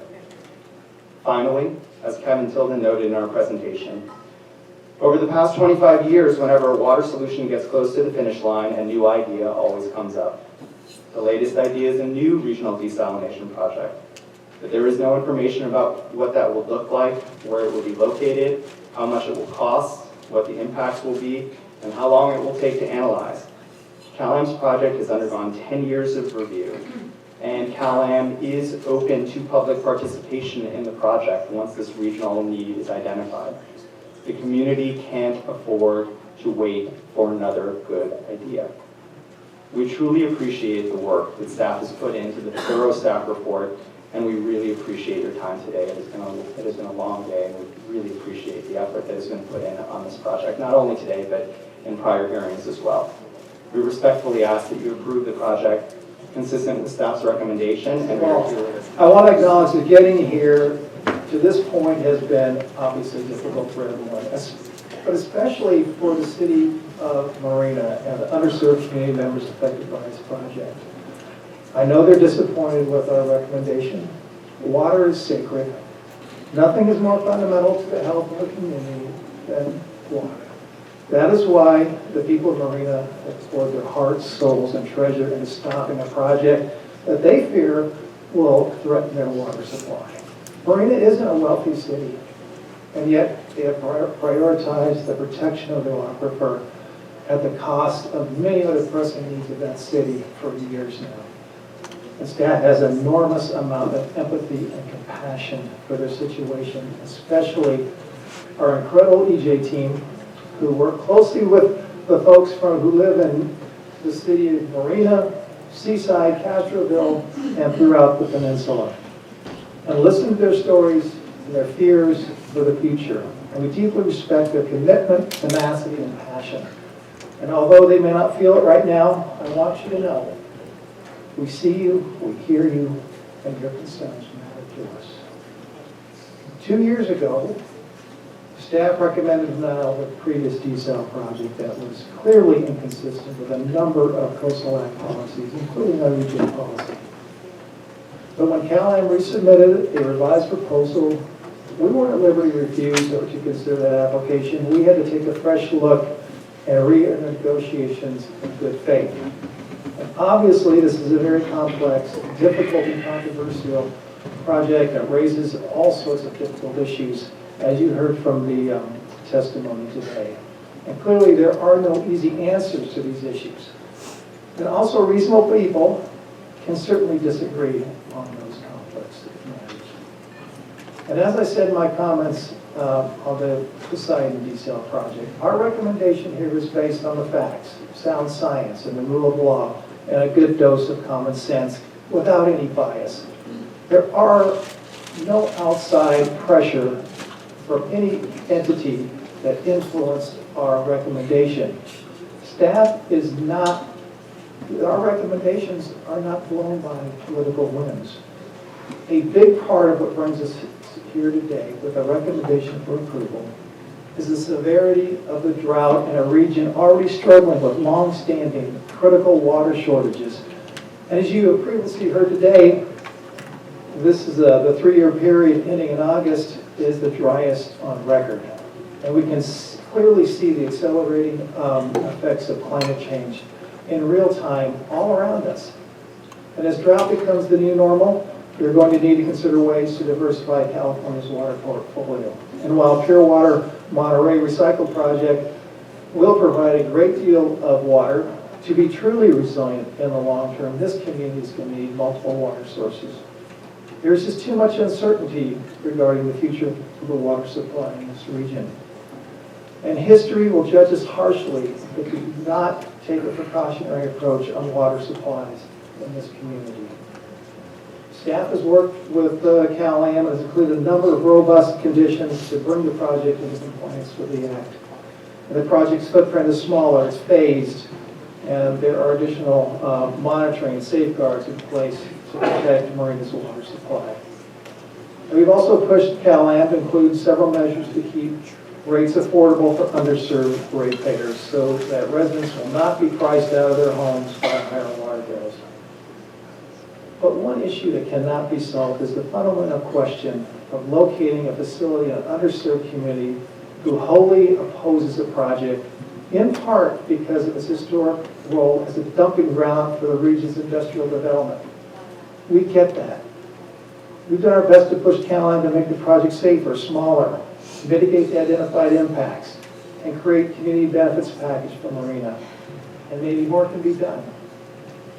And understandably, Marina has not engaged in those negotiations because they fundamentally oppose the project. This is a tough space for decision making for sure. But staff is limited by what we can push for and has gone as far as we can within the bounds of the law. That doesn't mean the Commission's EJ policy is a paper tiger. To the contrary, the EJ policy is intended to ensure voices and perspective of historically marginalized communities are sought out, heard, and responded to with respect. It requires the Commission to look at permits through the lens of environmental justice, and we've done that. In this case, the EJ issues raised by underserved residents are largely responsible for the substantially redesigned project you see before you today. Madam Chair, your staff has given you our best professional analysis and recommendations taking into account our EJ policy and the concerns raised by the community. Now